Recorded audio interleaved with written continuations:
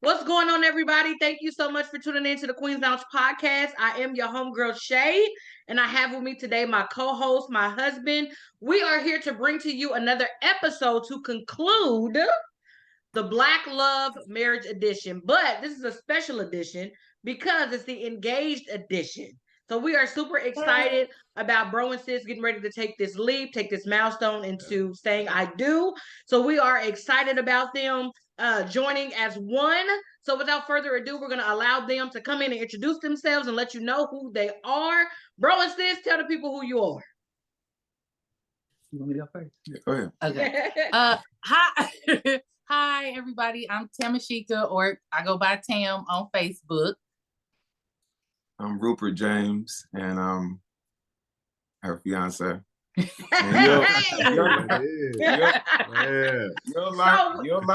learn more about me as we unpack and as we unfold and as we take layers off. We are definitely excited. Black love is something that's real dear to my heart. It's just something about the purity of Black love. It just speaks volumes without us even having to say anything. It's just something about it. So I wanted to bring Black love to the forefront and just introduce some couples to everybody that we look up to, that we love, that we appreciate, that we get little nuggets from here and there. So you all are no different. So y'all ready to get into it?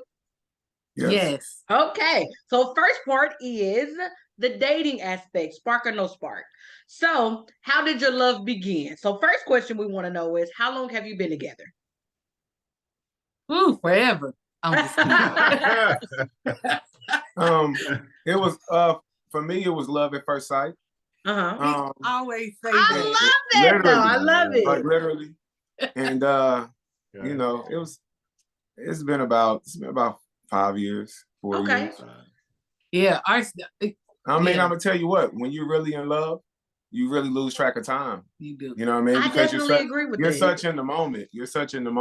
Yeah. I agree with that. I do. Mm-hmm. Yeah. And it wasn't until I experienced it myself where I was like, oh yeah. I'm gonna tell you what, we create so many new memories that when we go through pictures, we're like, hey, you remember this? And it's just like crazy. We just always create new memories. So yeah. I was looking at some of our pictures 2 days ago. Google always reminds you of what you did. And it was 2018. And I was like, pre-Zaria.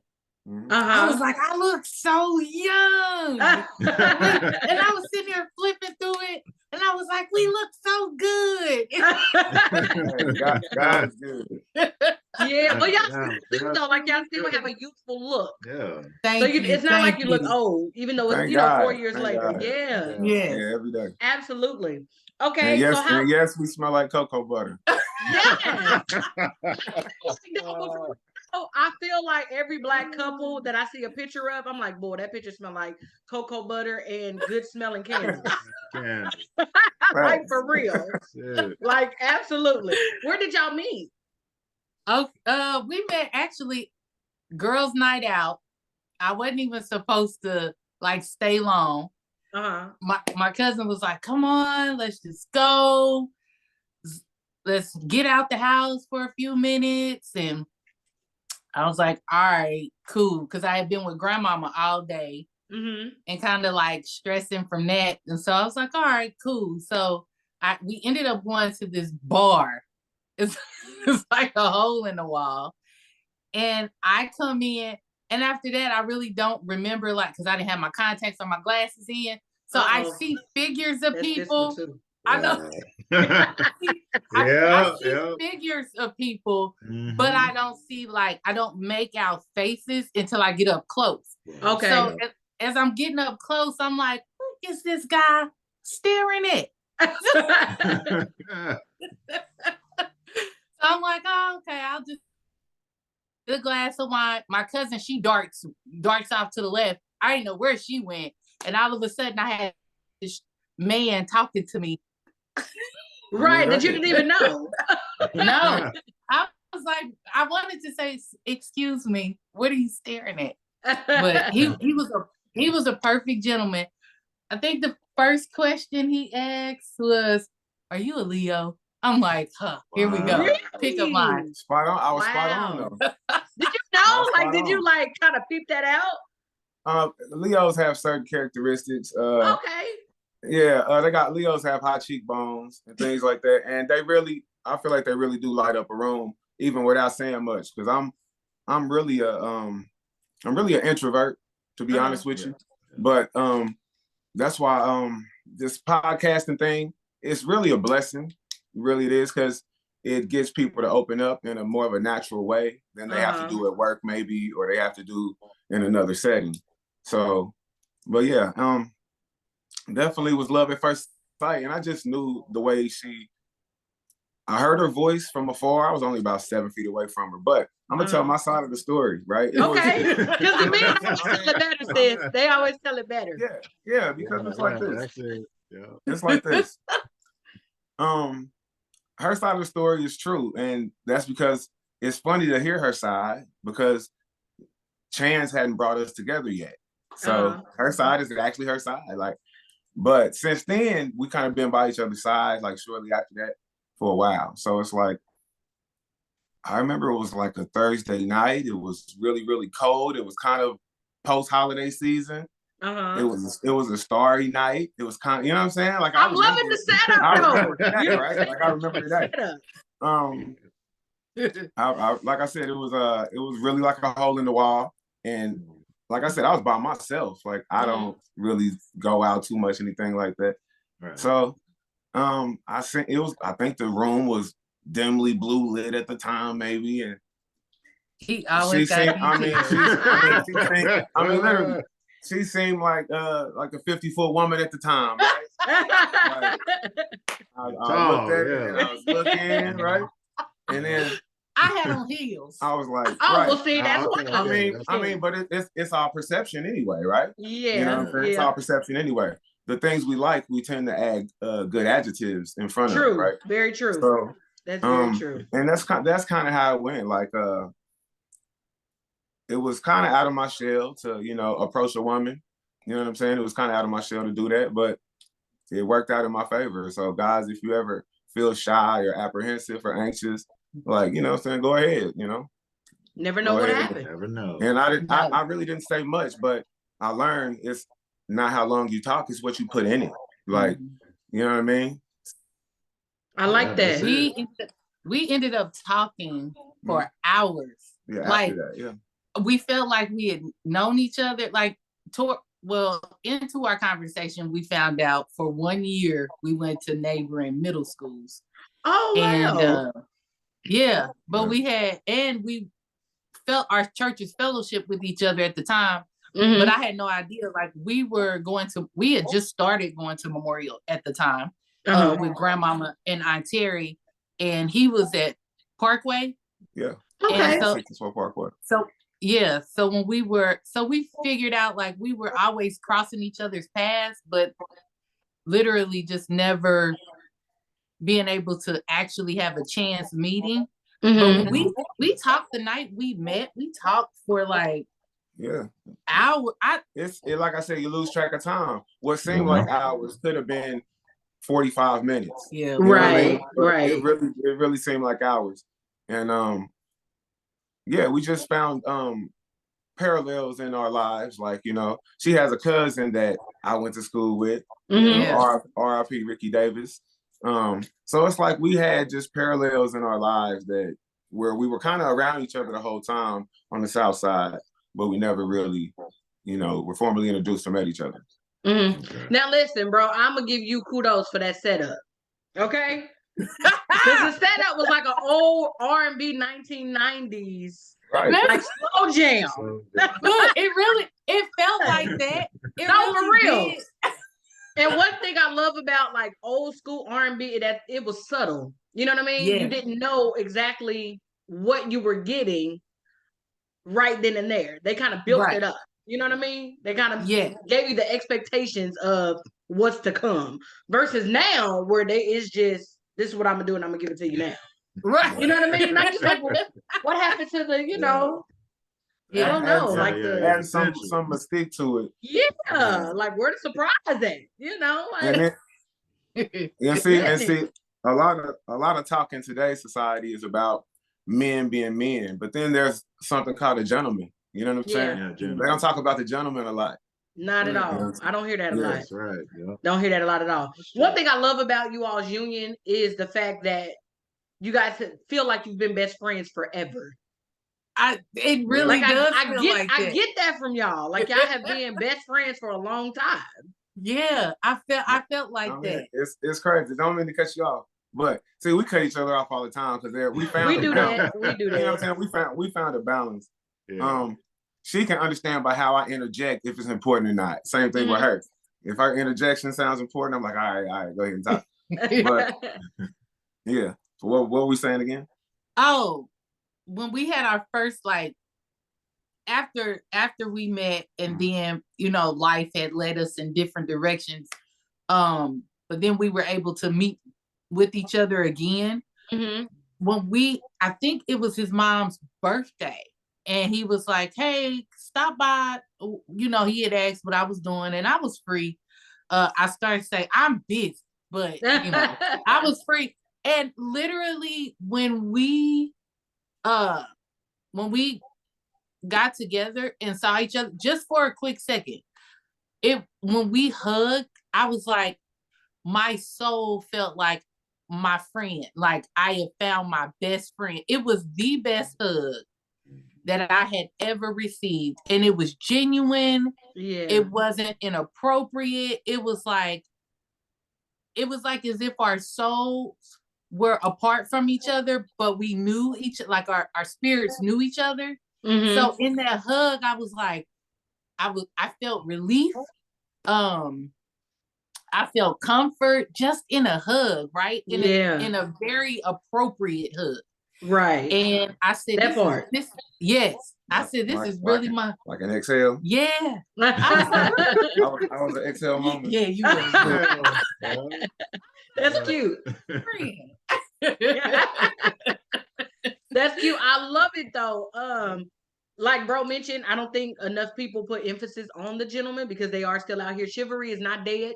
You know, there is still something that is attractive and something that is loving about a man that knows how to be a gentleman when it comes to a woman. You know what I mean? Pulling out chairs, opening doors, you know, allowing her to go in first, all of that type of stuff. Like I love, and most women think it's mushy, but I love that type of stuff, that a man can still be a man and a woman will allow him to be such.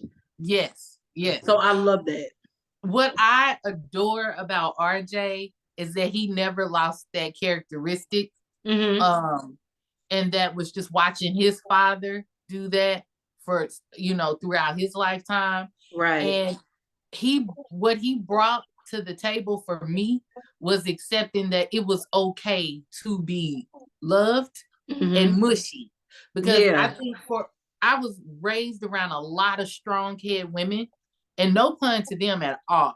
But sometimes being so independent and so strong, it takes away from allowing a man to be a man and love you. So and sometimes I'm still getting used to, oh, he's about to open up my door.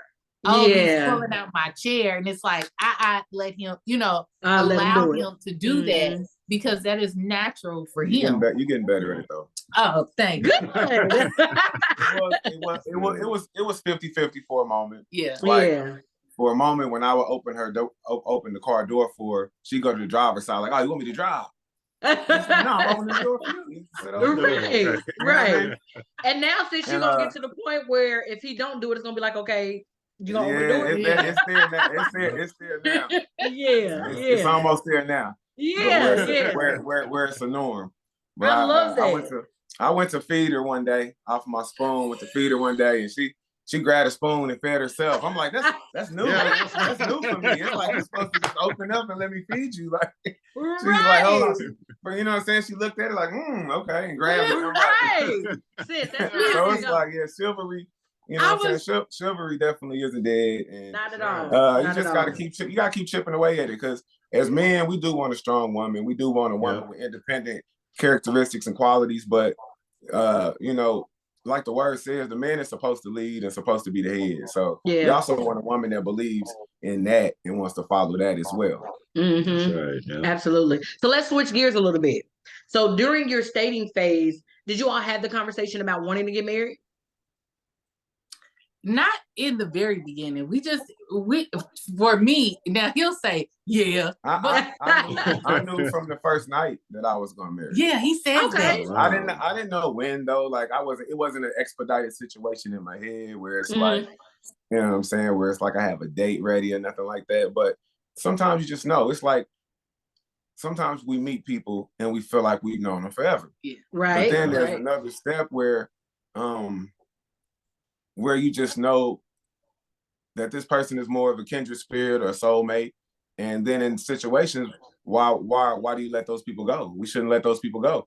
And if we have met those kind of people and let them go, we probably secretly regret it. If you've ever met somebody that you felt like you were that close to or bonded with in an organic way, you know. Yeah. I totally agree. For me, at first, it was just I never really, as far as like, are we gonna get married or when we're gonna get married? We were really, for me, this is just for me, I thought we were really just enjoying each other and like getting to know one another and allowing what we felt like the time to other people. It feels like, man, y'all move fast. And when she says get to know each other, gym, you know what I'm saying? We spent a lot of time in the gym. Movies, library. We went to the genealogy library one time. She was doing it for a purpose, for a family reunion, and I just was doing it. I just was doing it because I was able to know my great grandmother, so I typed their names in and went from there. So like, who does that? Like, we was doing that kind of stuff when she says we was getting to know each other. Yeah, pre-Zaria. See, the family tree must go on, right? Yeah. Yes, it will. It definitely has to. It definitely has to. I think that it's so important for people that date to have those type of conversations. And I know sometimes it scares the opposite person off because it may be too soon or too early in the relationship or friendship or the development of whatever you want to call it to have those kind of conversations. But then the longer you wait, I feel like the longer the person has to wonder whether or not is this gonna work, where we going, where we taking it. If it does go anywhere, what's the next step after that? Like, I feel like those conversations are so needful because everybody needs to be on the same page. And then there's no regrets. Yes, absolutely. There's no wondering, well, you know, I hate that I didn't say anything, or I wish I would have said something. Intentions. Speaking of funny, intentions are good. And that's why building a relationship, building from a friendship standpoint first is good, because you open up about those things naturally with no pressure. Absolutely. So then you see where it's at. I'm gonna tell y'all, when I called him one day and I said, hey, how are you? And this was in the very beginning. And he said, I'm good. In his voice, he sounds so excited. And it was around the holiday time. And he said, I said, what are you doing? He said, oh, I'm helping my parents put up their Christmas tree and drinking hot cocoa. Yeah. That's exactly what I said. And I said, say that again. He was like, yeah. And I'm thinking to myself, oh, this is my man. Like, he was so family oriented, and that was important for me, because we stem from a very, very family oriented group, sometimes too much. But I was like, he knew the importance of it. In that piece for me, it was like, okay, so he likes the holidays, and he likes to spend time with his family while helping them. And that was like a huge piece for me, because that shows that he wasn't selfish. He cherished the time that he spends with family. And plus he liked hot cocoa, because I do too. So I was like, marshmallows in it. With marshmallows in it. Yeah. Oh, he can listen. I have, since then, he fixed all my cups of hot cocoa. See there? Then there must be like a secret ingredient or something. Yeah. Sis don't even want to touch it. No, I let him do it. I'll never tell. Oh, man. So now we're going to have to come over for a cup then. So we can get a little sample, okay? Get a little taste. Yeah, right.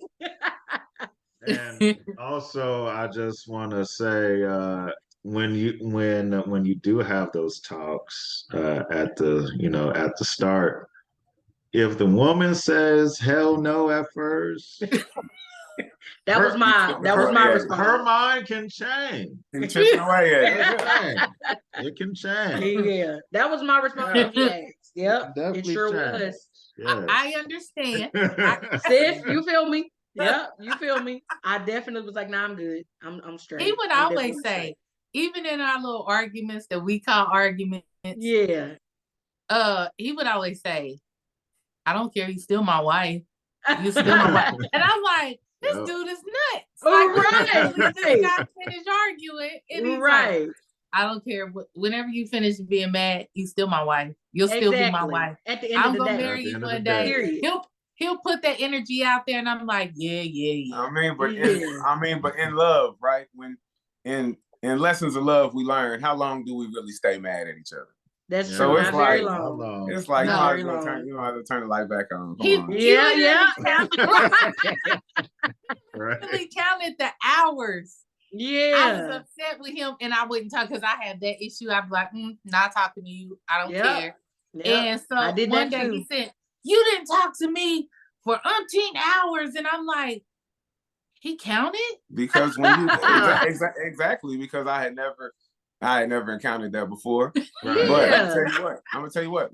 When you date your own sign, like when you date your own, both August Leos, it's different. Like it's really different. It's almost like holding a mirror up to yourself. A lot of people can't take it. A lot of people wouldn't take it because it's really like holding a mirror to yourself in a lot of ways. Yeah. Wow, that's amazing. I've dated the same sign before. So you know all too well. It's a lot. It's a lot. Yeah. I get it. Yeah. It's a lot of the same energies. Yeah, I don't think I can do that. I don't think I can date a Gemini. Oh yeah. No, because that's 4. That's like 4. Right. Hey, I'm gonna tell you. I got dealing with just one. I got 2 sisters. They're both Geminis, and my eldest nephew is also a Gemini. So you know. So funny. Yeah. Oh so man, funny. hilarious. It's one of my favorites. But it is. It's like dating. My auntie pointed that out. Honoring was like, that's like the guy version of you. I'm like, hey. Yep. That's it. I love that. Another thing that I also love is the fact that even in arguments and misunderstandings and miscommunication, that there's still respect. Yes. Because a lot of the time self gets in. You know what I mean? And we tend to get out of character because I'm at fault for that. And I've had to go back and apologize. And I got to the point where I was like, I'm tired of apologizing. Let me correct myself. Let me do a self check. Right. You know what I mean? Not that I had a problem with doing it, but because I was doing it so much, found myself having to go back and apologize. And I obviously was in the wrong. It was definitely something I needed to correct. Right. Because I'm finding myself doing it a lot. I'm finding myself having to apologize after I'm doing it. So maybe I need to scale it back a little bit. So I think being able to have respect during arguments or during miscommunications or misunderstandings really shows where your love is. It really shows where your maturity is in the relationship whenever you're able to do that. Definitely. And a requirement for a godly man, right? Yes. Is respect, right?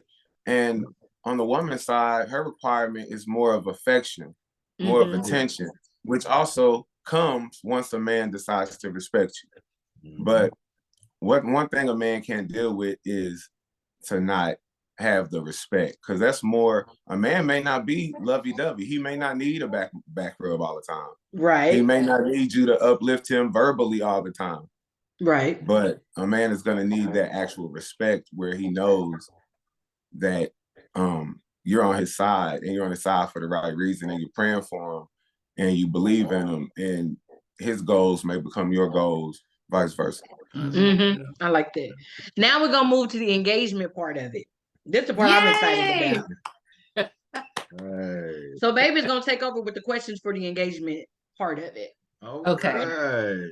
Those are watching, these are not football questions. So,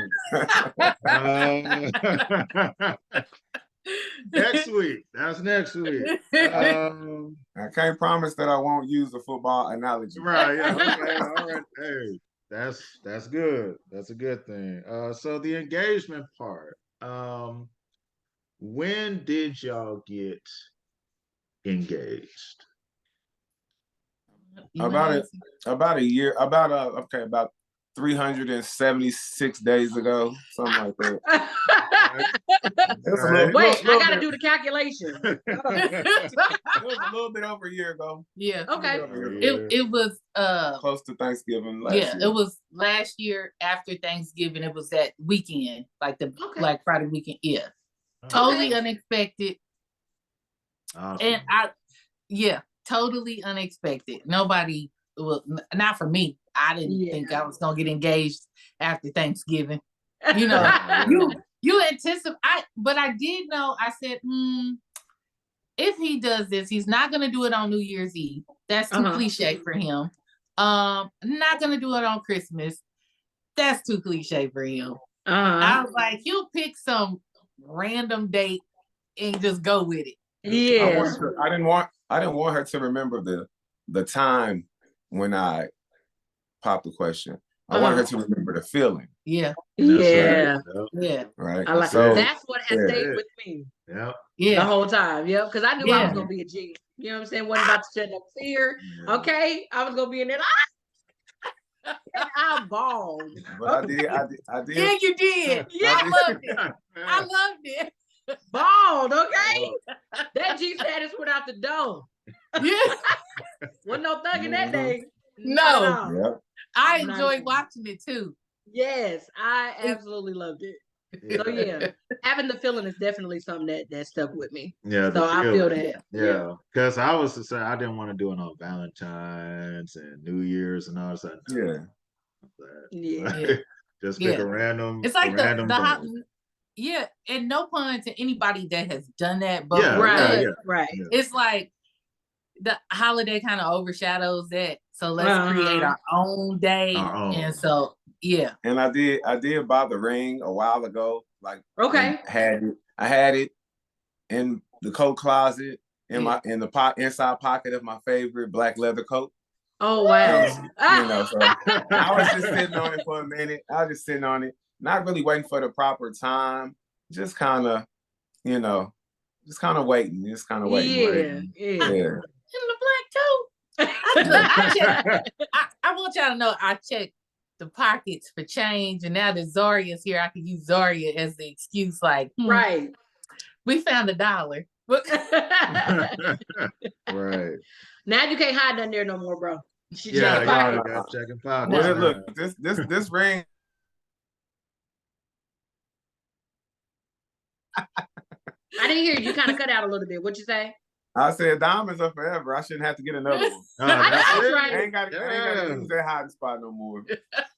The ring lasts 10 years. Wait a minute, Paul. The ring lasts 10 years. Yes, it does. No. Yeah, 10 years, and then I gotta wait 10 years to get another. And then you get the other diamonds for another 10 years. Okay. Yeah. Okay. Yeah. All right. I compromise on that. Where did y'all get engaged at? We were actually here at the house. Really? Oh, okay. Yes. No place like home. Yeah. True. We were at the house. And I'm not gonna lie, I was upset with him. We were arguing. Well, I was arguing. Tell him. That's why I wanted her to remember the feeling. Yeah. I brought her out of there, reel it back in. Yeah. I was so upset. And you know what, to be honest, I don't even remember why I was upset. That's how much like that part got overshadowed. Yeah. I was just being cranky. And it was holiday season. Yeah. They usually are amping up orders at work or whatever somebody's doing. Family stress, financial stress. It's just all kind of different stresses that we go through as people. Right. So it was probably a mixture of everything is what it was. Yeah. But I know my lady, so I was like, I was sitting down and I had my head down, like looking through my purse and stuff. So I really wasn't paying attention. And when he had got on one knee to ask me, I'm like, what are you doing? But my first initial was like, what you doing? And because I thought he was like looking for something up on. Because I'm not a traditional person. I have traditional family values, but I'm not like a traditional person, like where I just have to do something like by the book, because the only book I go by is the Bible. Yeah. For standard, you know what I mean? So it's like I don't do nothing by anybody's book, so to speak. No. Yeah. It was I thought he was looking for something up under the couch. When I seen when I seen the ring, no, don't get me wrong. I love him. But when after I kind of came to of what was going on and I seen the ring, I was like, oh, well, when we get this? Look. Yeah. Yeah. I was let me see. Let's see it. No, you got it. I don't know. Right. No, but it was, and when he in that moment, you feel like you're in a dream, right? You're not worried about anything. I don't even remember where Zaria was. Where was Zaria? Look. Zaria was with my parents. Okay. Okay. Yeah. I didn't even remember. I was like, where in the world was Zaria? Like I do remember crying. That I do. But I get, and we hugged and I sat there for like 10 minutes, like, wow. Yeah. Did you bawl like me? Did I bawl? Yeah, I did. I was it just wasn't on camera, which was fine with me. Yeah. Because I don't like crying in front of everybody. So that was that was cool. I mean, if it was on camera, honestly, I wouldn't have cared. Like I was just so in the moment. Yeah. That feeling though. It's in your heart. Like, listen, she talks a lot, right? Right? She talks a lot. So I like it when she's at a loss for words. That's my goal. My goal is to put her at a loss for words. That's my goal. Yeah. I love that. Yeah. So we went to eat. Look, I do remember the food. Okay. Gotta get that in there. You gotta celebrate. Yeah, what other way do you need? That's right. Yeah. We had a good time. Yeah, I think every woman cries when when the guy gets on one knee. It's like, yeah, I did. So Shay cried during that part. I cried at the wedding. So there. Yeah, you did. You cried. It's out there. He did. I got that on tape. He had the whole wedding party in tears. Look, when we played back the video. Yes. Yeah. The whole wedding party was in tears. Look, I saw it. We was here for it. See? Beautiful. And then once again, I was gonna be cool. And then when I see him cry, it made me cry. Because I was cool. I was like, dude. And I was crying because the song she was walking down to had nothing. I was gonna ask you that. The song, no, she didn't. It was the song. The song. It was the song. Hey, y'all were both crying out and releasing the rest of that ego. Yeah, that's what it is. Because we had to become y'all was becoming one in the flesh, and y'all was realizing how serious that is. Yeah. The seriousness of it all and the beauty in it all. Yeah. I was gonna ask you, because transparent moment. Yeah. Okay. RJ and I watched how many weddings during quarantine? And it felt like watching movies, right? Yeah. So we would like laugh at the reception part. It felt like watching old family picnics sometimes. Yeah. Just the people you point. Every family got certain characters in it. So we were watching the weddings on different layers. Right. Yeah. So I would always ask him, like, why do guys really cry? You hear the cliche, the funny jokes, but sometimes you would wonder, why do they actually cry? Yeah. Some guys, it's different for everybody. It could be, like I said, it could be a dream come true. It could be that they're just in the spirit. Yeah. You know, to grab a hold of them. Yeah. It could be that the woman is just looking amazing. Period. Like I said, it could be the totality. It could be the totality of the entire situation. So where we were birthed into a family, and now we're actually leaving our families to create our own families, only to raise our own families and hopefully go back to our parents in a better state of life, where we have our own. Yeah. Why'd you cry? Why did I cry? I cried because the song. No, I'm playing. That's not the only reason. It was really the it was the moment, and also when I was standing up there, the different songs that were playing. I just remembered being in my room and stuff all those years and wanting a woman to love me to the point where we got married. Yes.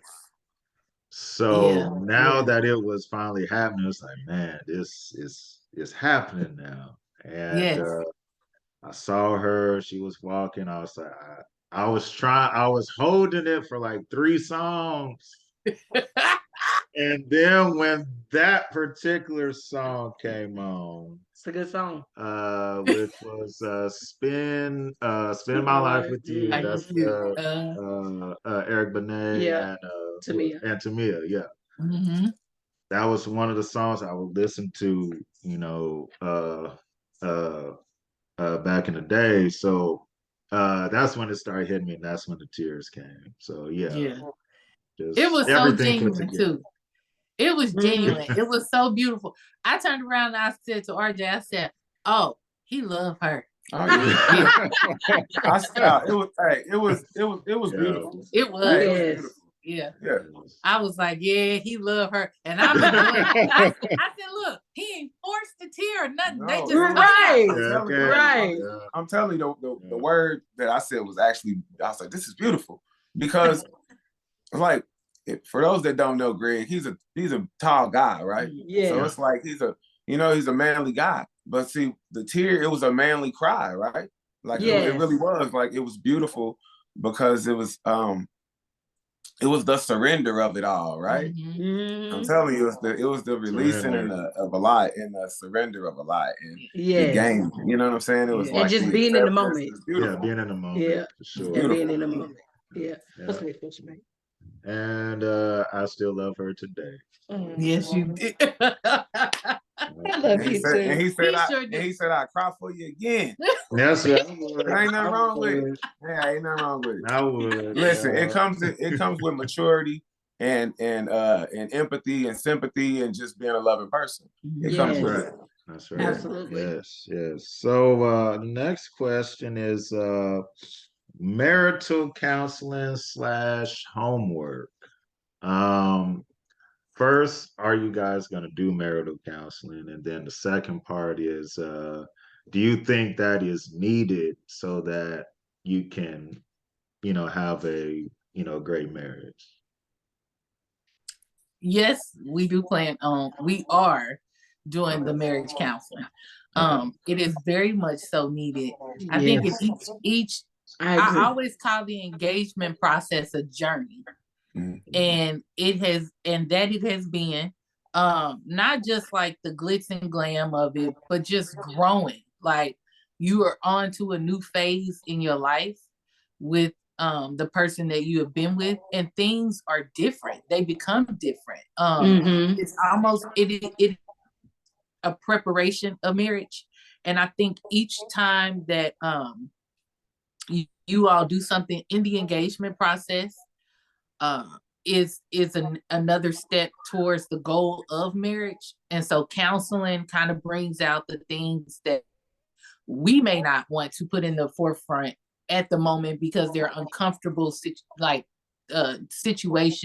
or discussions where a mediator knows just how to tailor it to bring it out, which is important. Absolutely. So we have came to an agreement that we are definitely doing the counseling.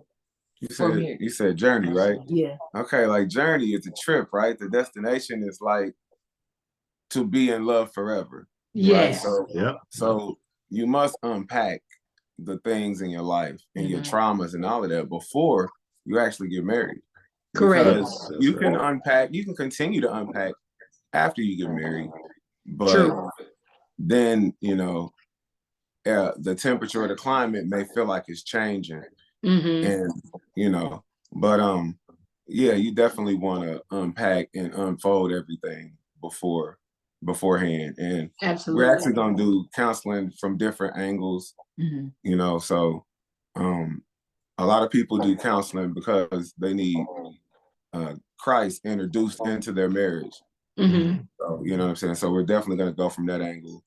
We're going to go from more a psychological angle as well. Okay. You know, it's just it's just from the family angle as well, where the child sits in, the children sit in. You know, we're going to do it from different angles. Yeah, absolutely. Awesome. I love that. I always was an advocate for therapy in general, and I always often gave a side eye just a little bit when people kind of shunned away from marital counseling, because every other part of counseling is just as important as marital counseling.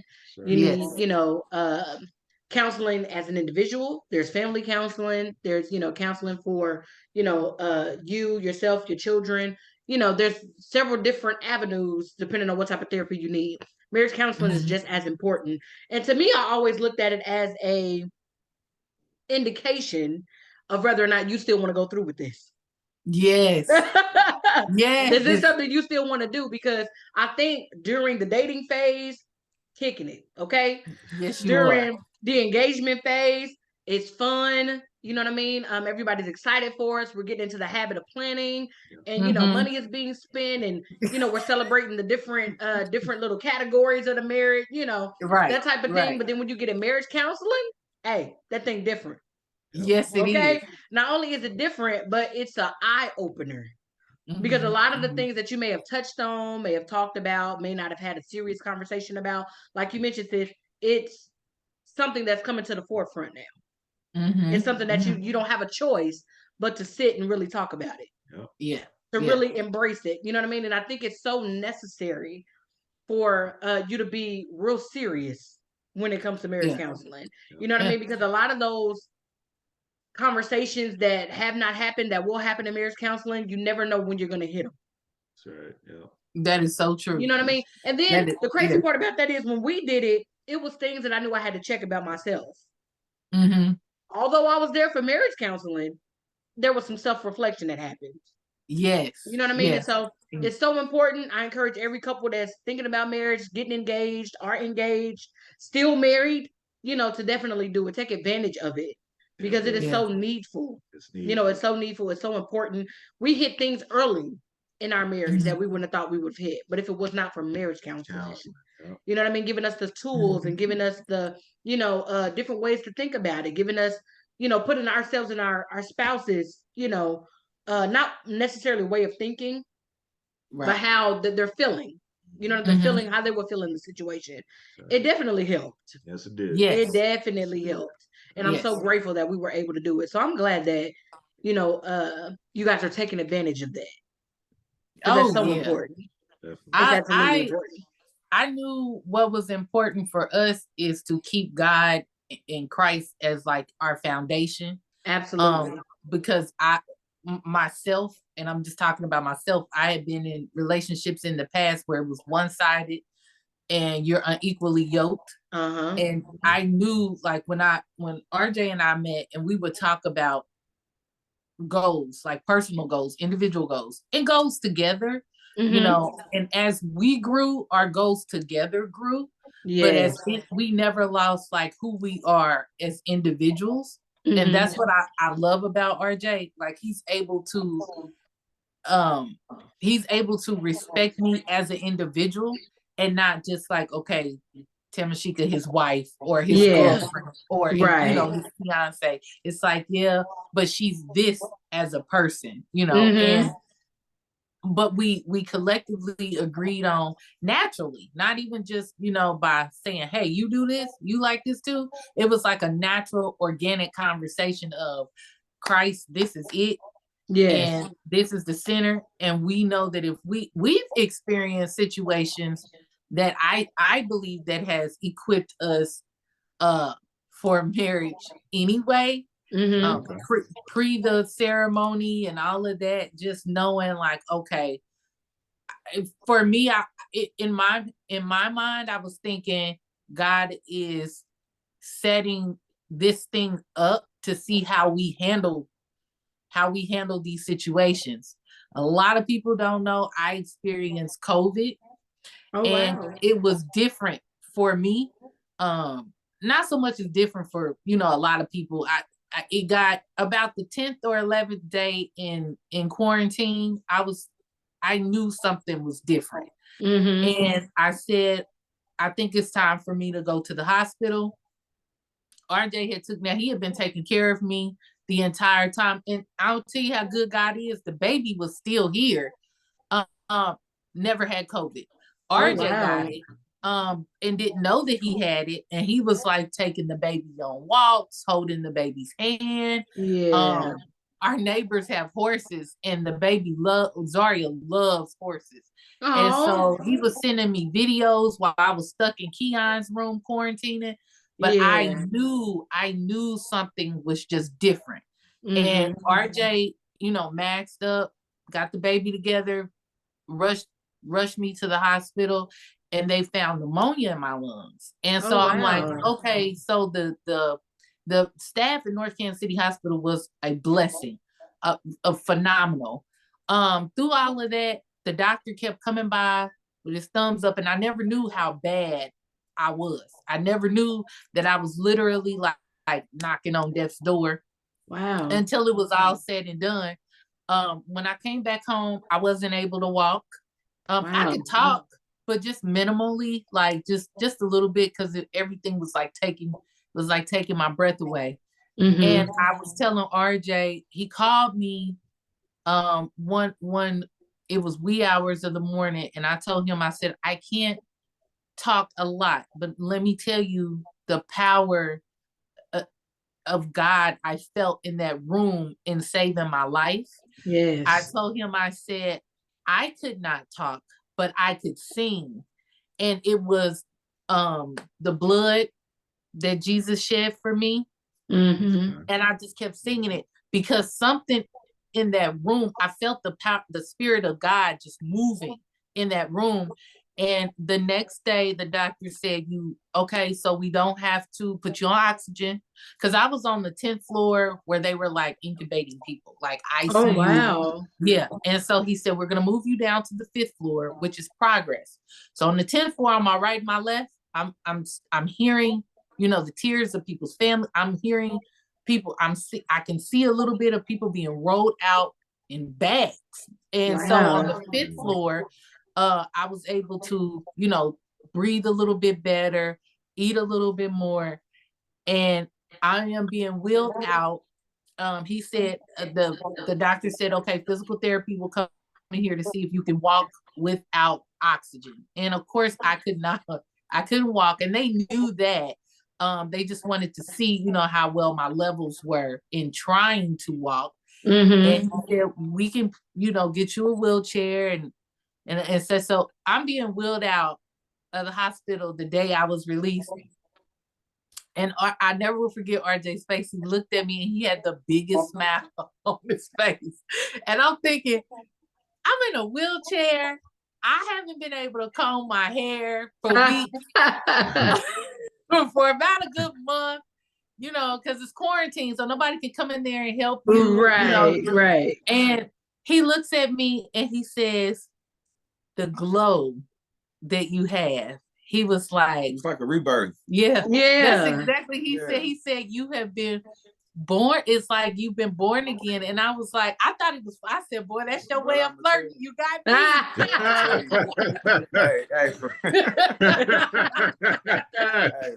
But listen, on a serious note, when she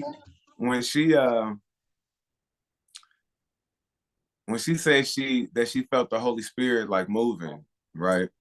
Yeah. The reason she called me and was so adamant about the Holy Spirit and was so joyful and tearful at the same time. She was having a breakthrough, right? But really what urged her to call me was the dark auras and spirits that were hovering around her before that. And that was that she was fearful of that.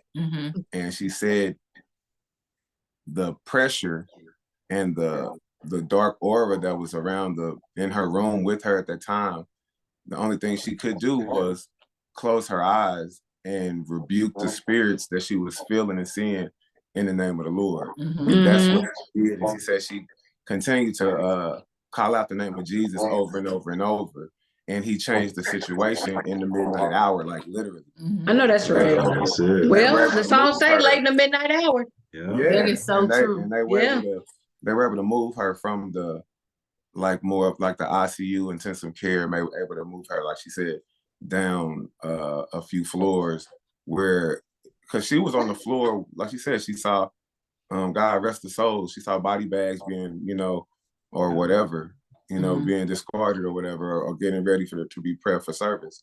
So it's like, yeah, the situation was real, and all of this happened, in our engagement, during our engagement. So it's like, kind of go through a lot, but in real love, that's why we call puppy love, because you may go through some of the things, but you don't go through all of the things.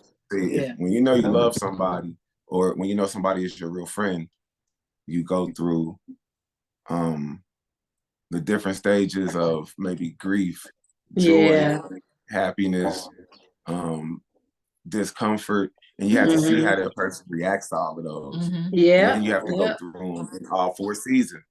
You have to go through them in all 4 seasons, and that's how if you can weather the storm with a certain individual. That's a good way to put that. But for me, a God-fearing woman is at the top of the list, because without that, it's really not a lot to build on. You can build a castle on sand, but in high tide, it'll be washed away. It'll wither away. Yeah. Absolutely. I just knew. I was like, this man is literally seeing me at my worst, and I'm fighting for my life. But he never made me feel like that. The fight was attractive in itself. Like, the fight is beautiful to watch somebody fight. The people that give up too soon, those are the ones I have to ask why about. So he prepped like all my. I was listen. I wasn't asking for. I got COVID when I was at work at the courthouse, and I was just preparing myself to do weight loss surgery. Okay. And I couldn't, after COVID took about 65 pounds off of me, because we were clowning. We was out eating. Every weekend, okay. If you on my Facebook page, you'll see us out to eat tomorrow. Yeah. I feel like that's like one of the top things to do here. It is. Like, it ain't really too much you can do here. It's like always somebody opening up a restaurant. Cold outside. We listen. God set us down real quick and said, okay, y'all doing too much in finances, going out to eat, and then wait. So let me just go ahead and knock it off and humble y'all real quick. We sometimes still look back at the pictures and be like, dang, we was really good. We were still happy. Right. Happy cheating. Okay. Happy cheating. Straight up. It was the belt part for me in physical therapy, where RJ was holding this belt. And as I'm walking, I'm so focused on not falling, because I'm like, well, if I fall, I'm a little bit lighter, but I don't want to put all this weight where you got to pick, and he's like, it's okay. And we're at the house, and he's like, all right, I'm going to take, I literally had to be walked to the restroom, guided in the restroom. So I'm at my most vulnerable moments with RJ. And as we were walking down the hall, and he's holding me up in the belt. And I look down, and I saw just naturally how our feet were in sync with each other. Oh, and he's like, it's all right, just take one step at a time. Just, one step at a time. And in that moment, I said, this is my forever. Like, this is it.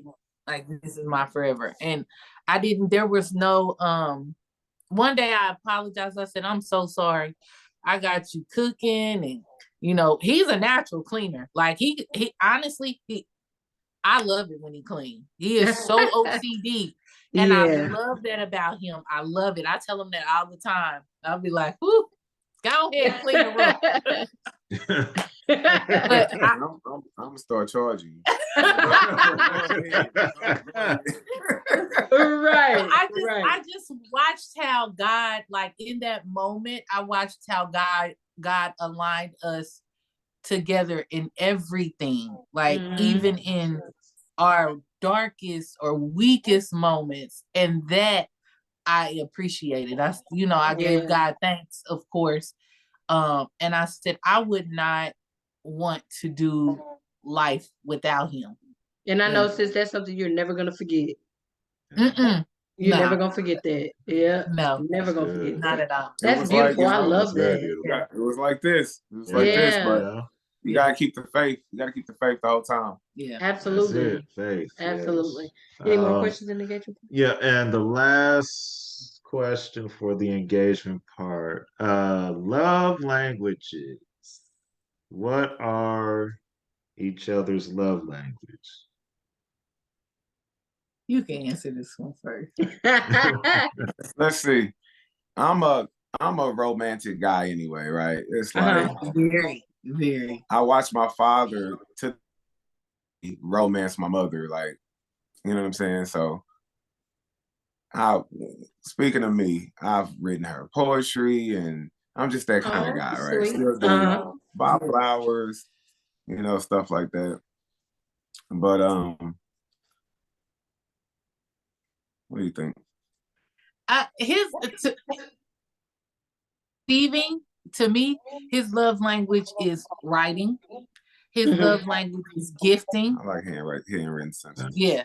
Because people tuck them away, and you never know. Like, they never get rid of them. No, they don't. And I love receiving them too. Like, I love literature. It's like it was always one of my favorite subjects in school. And one day he had wrote something on Facebook, and my cousin Deetra, she was a English teacher in the Kansas City, Missouri school district for like, I don't know, over 35 years. Oh, wow. She picked up the phone. She called me. Yeah, she called me. She said, girl, you better not ever let go of him. He knew writing. And she was saying all the time. He knew where to put it. I said, English teachers is real serious about that punctuation. Yeah. And she loves the way he writes, but he expresses his raw emotion. But his love language to me is not just like gifting. It is like the overall provider and protector. Now for me, my love language, I do like to gift. Like I'll say there's these shoes that I have been wanting to give him, and God's stuff is expensive. So I have I have to say, goodness, put away a little bit. I'm like, for one pair of shoes. Yes. Ridiculous, ain't it? But I love it. And there are a couple of things that I wanted to give him, like during certain holidays and stuff. And I just can't wait. I'll be like, I just want to see the look on his face. It's all about taking her breath away and making her speechless. So my love language in turns, it's like, if she works a long day and I cook, I'll have it presented for her when she comes in. Just that moment right there. That's just what I do it for her. And it's not about as much as shopping for her and buying her things, but it's more about shopping with her and paying her. Can't get at the time. Then what I do is I go and get it, and I present it to her that way at another time where it's unexpected. Yeah. So it's all about the feeling. A romantic person is always about the feeling. Always about the feeling of everything, and there's always a depth to everything they do. For me, I into what he loves. Like there's certain things that he loves, and it happens to be some of the stuff that I love too. There's a lot of that going on. Yeah. So like when we are doing, like when I'm out somewhere and I see like memorabilia or books around sports, or I will purchase them and just bring them home. Like, hey, I saw, just certain things that I know that for me, when he's working 10, 12 hours a day, for the most part, not every day. But for the most part, I try to make sure that he has something to eat when he come home in the morning, because our hours are different. Like he works nights, I work days.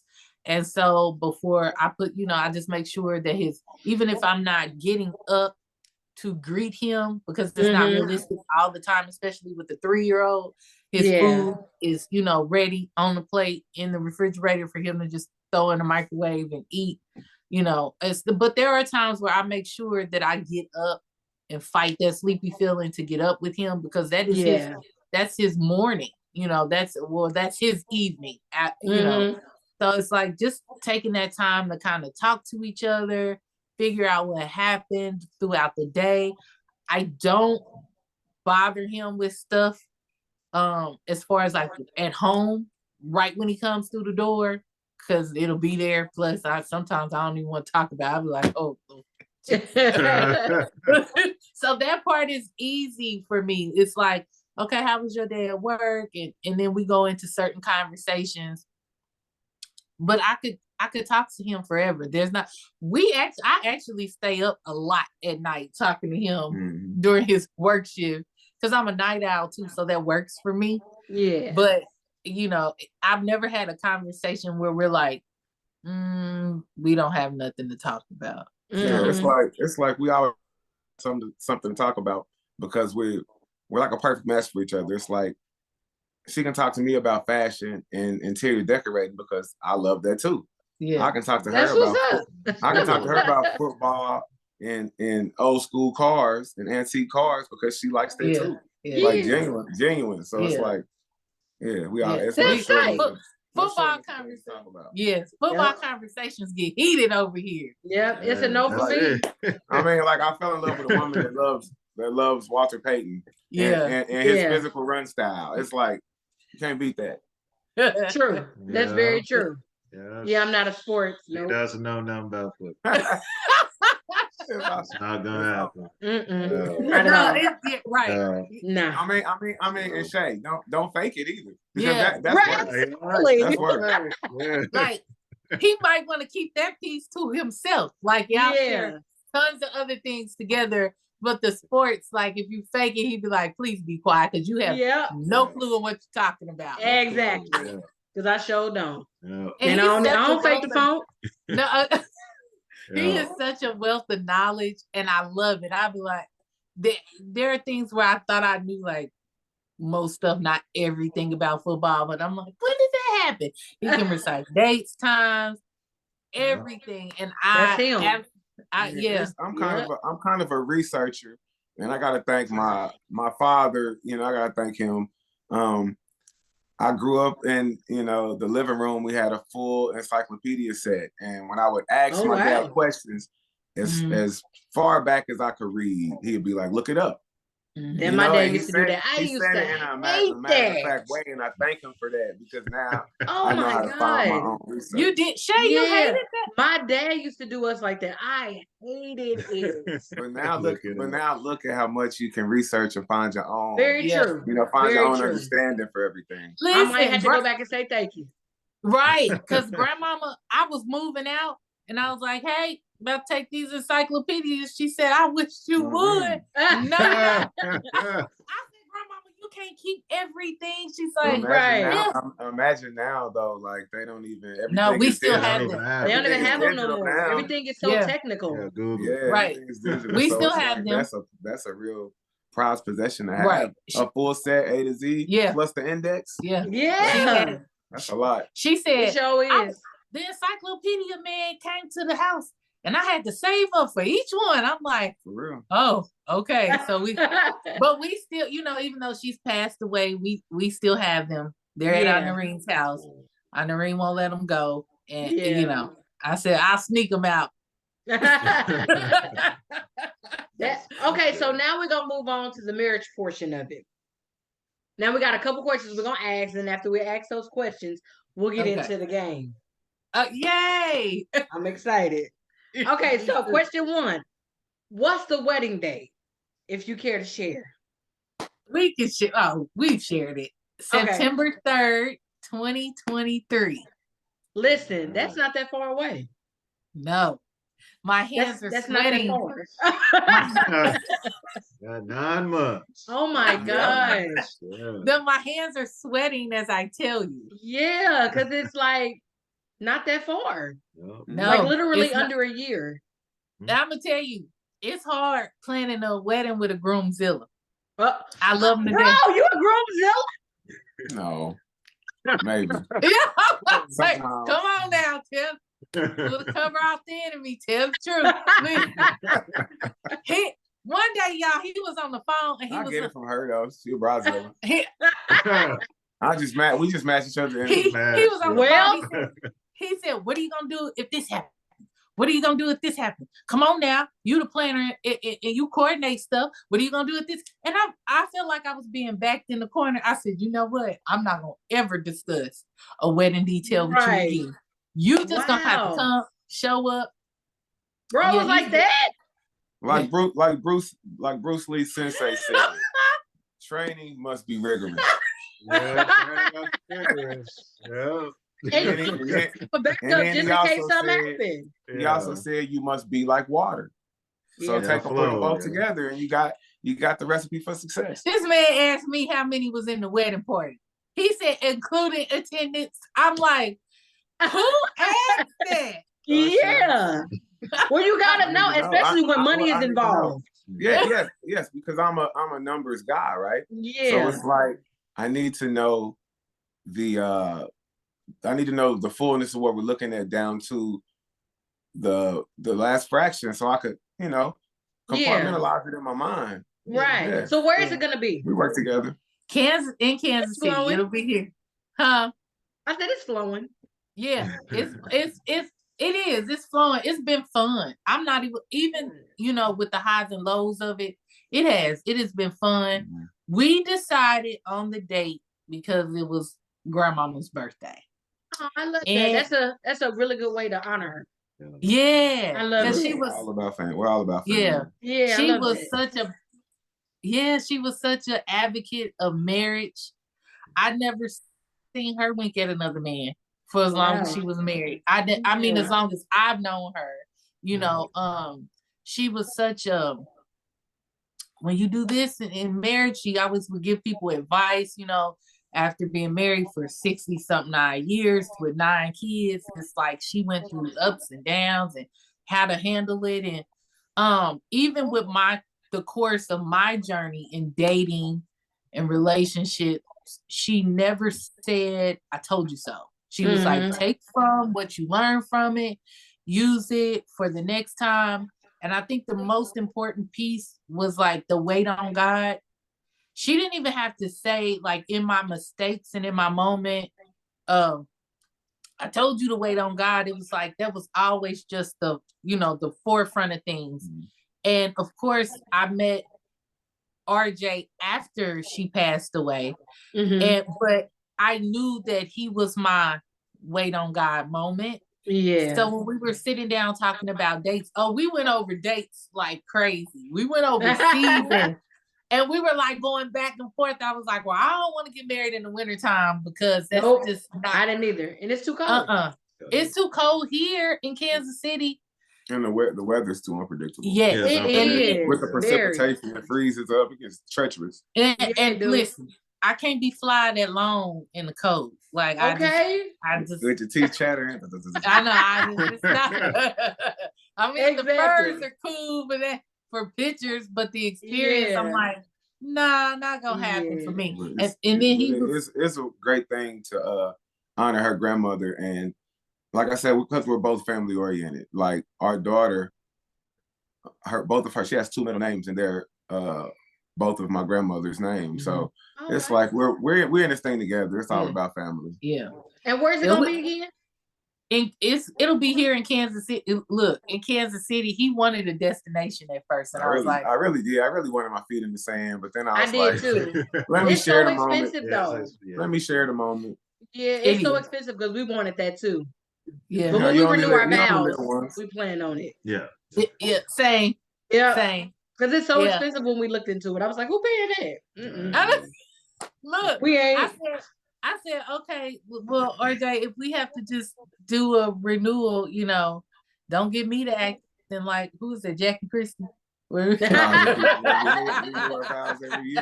Yes, you do. Mariah Carey did that too. I know. Like, I didn't see the point. I didn't see the point. Yeah. I didn't see the point at all. No. Milestones in like renewing vows, I can see that. But every year, why are we doing this? Yeah. That's how you know you got too much money to waste. Excess, yeah. Right. That's how you know you got too much money when you just having a wedding for no reason. Like, what did you miss in the previous weddings where you had to be doing these weddings every day? I mean, every year. Mm-hmm. I don't understand that. We thought we kind of did it a little, well, I wouldn't say a little different. We just got out of what, like some of the fads right now where a lot of people are, and I love that. I see the convenience in it, but I was like, I want to go back to the church just for a little bit, or we kind of threw a few 90s aspects. Remember when you would go to weddings in the 90s and it didn't feel like it just didn't feel like a civil ceremony. It felt like an actual wedding. God was in it. Yeah. And you know what? It doesn't matter. And what I found out was it doesn't matter where you have it. It's the people that make it feel like that. Absolutely. Yes. Because your dad did such a phenomenal job. That was like the highlight. He did. That was like the highlighted piece of the ceremony for me. I was like, oh man, this is good. Yeah. This is really good. But we kind of kept some things. We're keeping some things traditional. We're throwing some things in there that we can't share yet. Oh man, I know the hardest part for me is not showing him my dress because we show each other everything. Yeah. So he can't you can't show him. Yeah, no, he knows detail. Well, not details. He knows where the dress is coming from. Yeah. He knows. I'm not prying though. Like I'm not nosy to where I want to know either. Yeah. But we do share each other, everything with one another. Now, one thing about it, it is, and he won't let me see his. He won't let you see his tux? No. No, I think that's even. He can't see the it's even. Yeah. So I think I'm trying to make her cry too. Right? Yeah, that's it.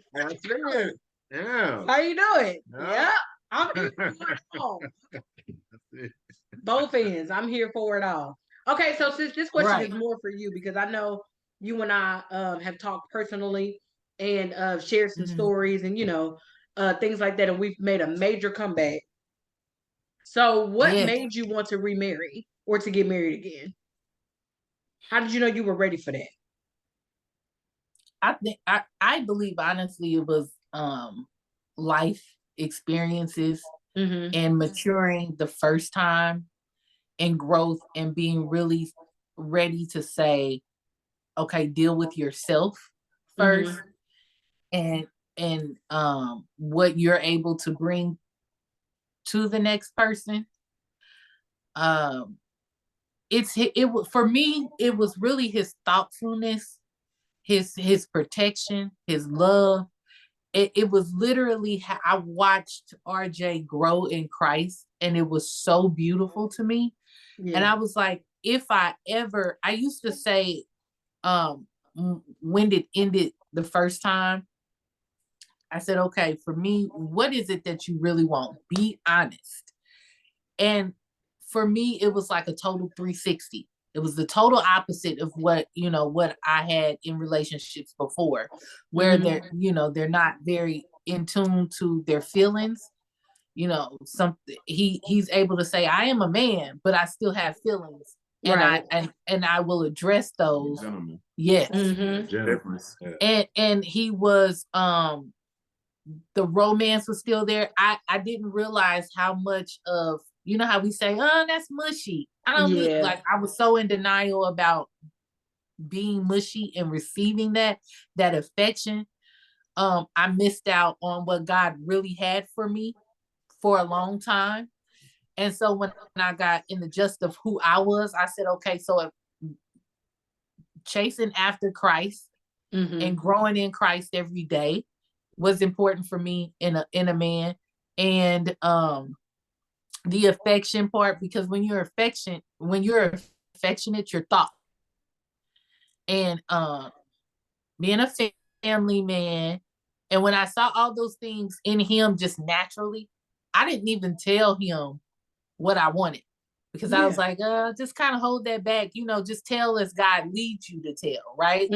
So you're asking God to be with you in every step of your relationship. And it felt so natural to go from dating to the engagement. I was like, this is it for me. So it was, I wasn't focused on the past hurt, the past trauma, because God was already fixing and had fixed that for me, to where when he presented RJ to me, it was like, well, I've worked on you with that in my time. Don't worry about, because I think for you and I, Shay, I've heard people, I know for me, and I know you experienced this too, people say, wow, you're moving fast. Yep, I've heard it. And I remember God had reminded me of scripture where he says that for him, there is no time, right? The time for men, time is a man concept of time. Yeah, the concept of time. Thank you, baby. The concept of time is a man-made thing. But for God, it's like, when I bless you is when I bless you. Don't worry about what other people are saying. Is it too soon, or how the timeline lines up by man? It's like God is like, are you rolling with me or not? When you were doing it on your own, you didn't do it very well. So I just decided to wait on God, and God was like, now, and I thank God for it. Like, our story is not run of the mill. It's very unique and tailored to us. Then Zaria pops up. Right. Good old Jaja. Zaria pops up, and that was different because here Keon is I hadn't had 14 years. Yeah. And so it was a no-brainer. It wasn't like, no, shouldn't I? It felt natural. It felt really organic, and it just felt like, went from sending scriptures to the person that you're with, and in love and encouragement, but again, that one-sided thing, to a man sending me the same thing, like the same sermons and scriptures, and I'm like, okay. I said, okay. So it wasn't like a hesitation thing. By the time we got to know each other, we were doing life together. It was just like, okay, well, let's do it. Yeah. And I'm so glad. I am so grateful. I'm just so grateful and blessed about what God is doing with both of us together. Yeah. Not just as individual, the pure joy in it. Like, happiness is just, it's an emotion, and it's a moment, and it's temporary. But when you truly have joy, that joy, like the God-given joy, it surpasses every absolutely intricate detail. Yeah. It just gives you a peace that you can't describe. You know the feeling, but the peace in it you can't describe. So I love that. Sis, I'm super, super, super happy for you. Thank you. Yes, super happy. Thank you. Yeah. Bro, is that something you wanted to add? Oh yeah, I'm gonna cap it off, right? It's like like when you asked her about her getting married again. Well, the God we serve is a second chance God, right? That's it. Right. And he is a God of forgiveness. Yes. And if we just repent, so we all sin, but we repent and choose not to live in sin, right? That's so, it. Mm-hmm. So there's no shame involved in anything, as long as you accept Christ, you repent, and you are willing to do an about face and actually come out of that sin and do things in a proper way to uplift the kingdom. Yes. So I love that. That's an awesome story. I know for me, it took a while. It took a while, and it wasn't because of anything he wasn't doing. It was everything because of what I wasn't willing to let go of. If that makes sense. Not the person per se, but the feeling. You know what I mean? The disappointment, the not working type of thing. You know what I mean? And so I'm so glad that I got to a point where I've healed. I've got to a point where I'm able to accept what I deserve. You know what I mean? And I'm not walking around with shame. Yeah. Because of what didn't happen. You know what I mean? Yes. And so it's remarkable. And I couldn't be in a better place. Yeah.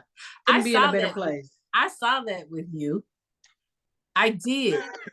And it was so beautiful to watch. It was like, and your dad, even at you guys' ceremony, RJ hears it all the time. But the way he addressed it was so phenomenally done. And it was very unique because you don't hear pastors address that second time around thing. Yeah. Like my best friend and I, we joke about it all the time. She's hilarious. She'd be like, I'm gonna just get on the microphone and tell everybody, welcome back. That's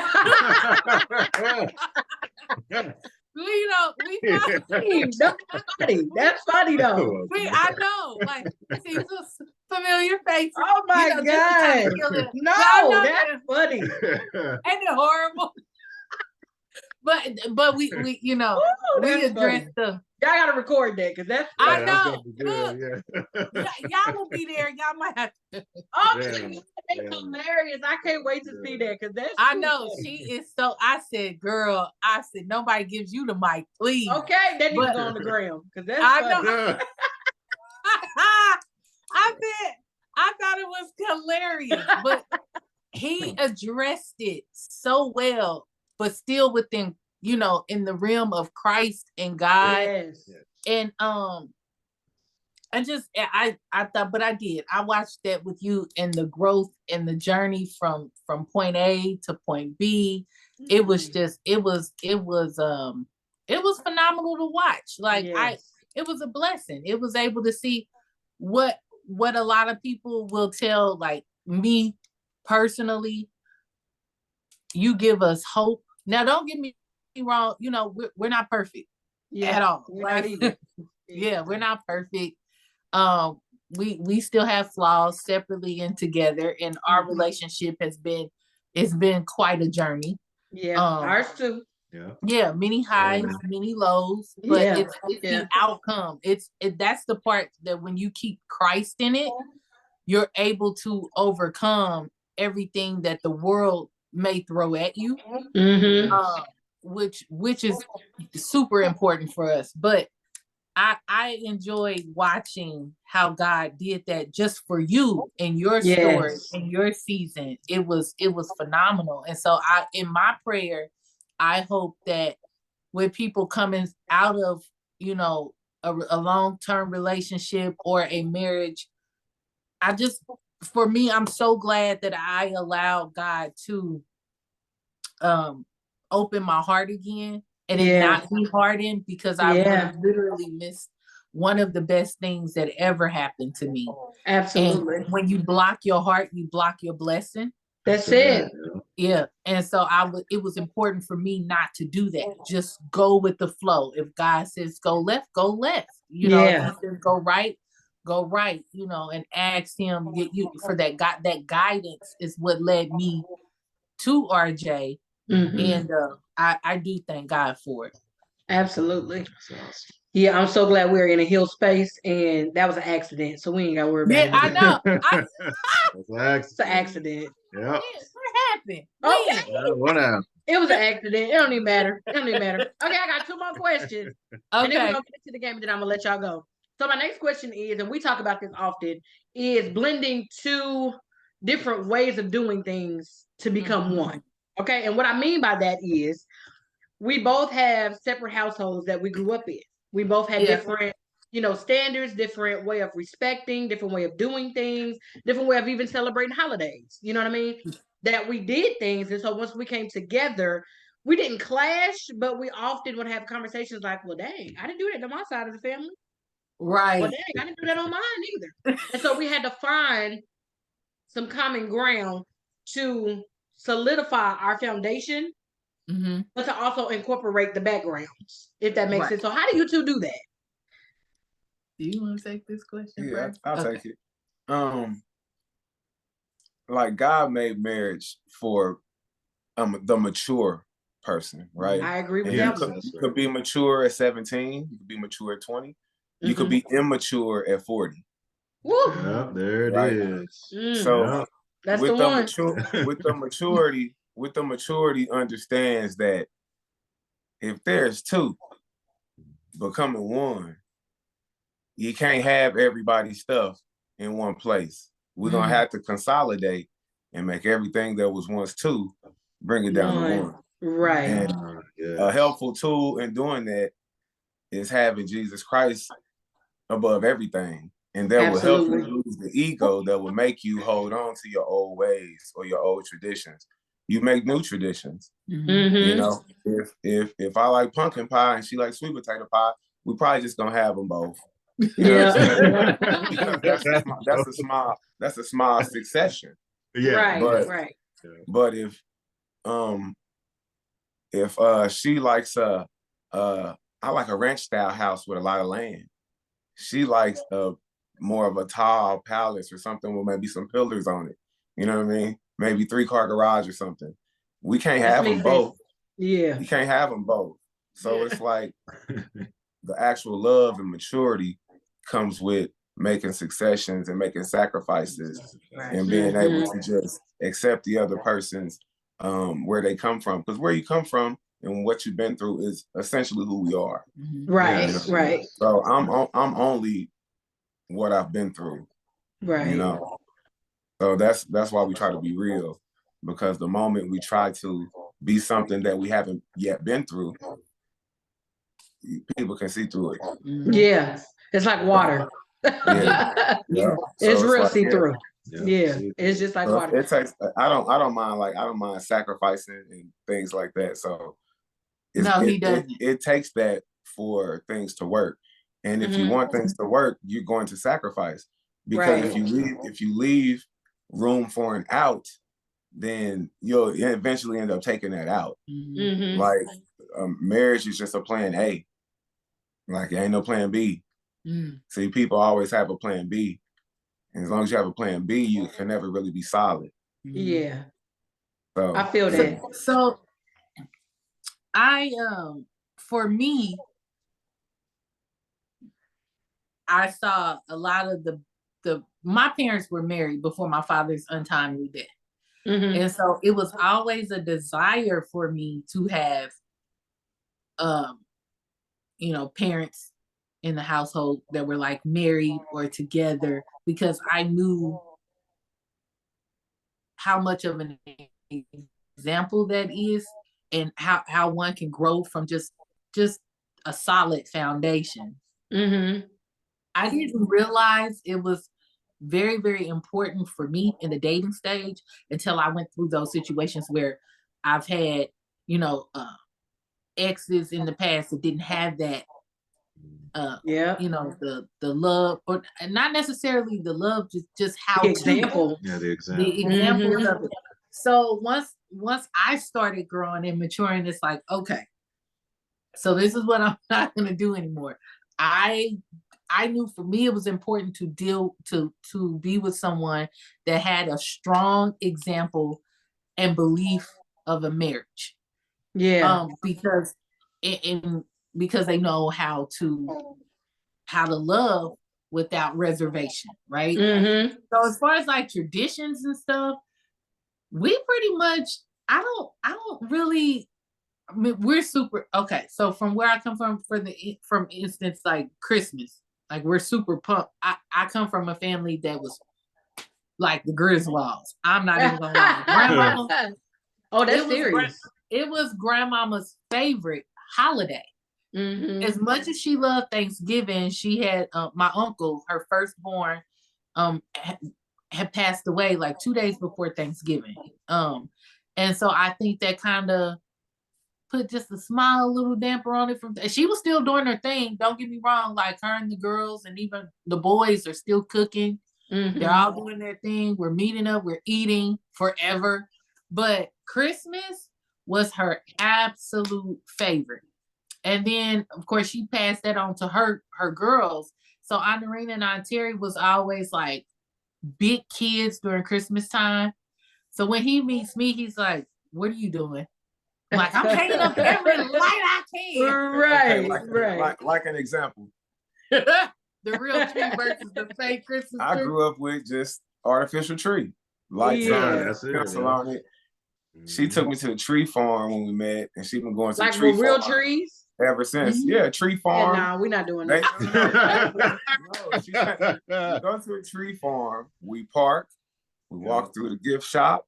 We can choose to walk the tree farm, or we can choose to get on a hay ride and drive around through the tree farm. You find the tree you want. You can get a saw and cut your own tree, or you can have them cut your tree. They shake the tree out for anything live in it. They bundle it up, wrap it up, tape it to your car, wrap it up. You take it home and you put it in water. It's like a house plant. That was a lot for me. Like that was That's a lot. Yeah. We get ours. Something I got to take care of that ain't me. It's the same size every year. It looks the same every year, and it just is what it is. But I adopted that from her, and it's cool. Another thing, me, since I was 19, 20 years old, I would road trip anywhere. Mm-hmm. You get a tune up. You get some tires. I drive anywhere. It doesn't matter. Florida, Atlanta, California, I'll drive anywhere. She flies everywhere. So when I met her, I started flying. So get in the car for 14 hours.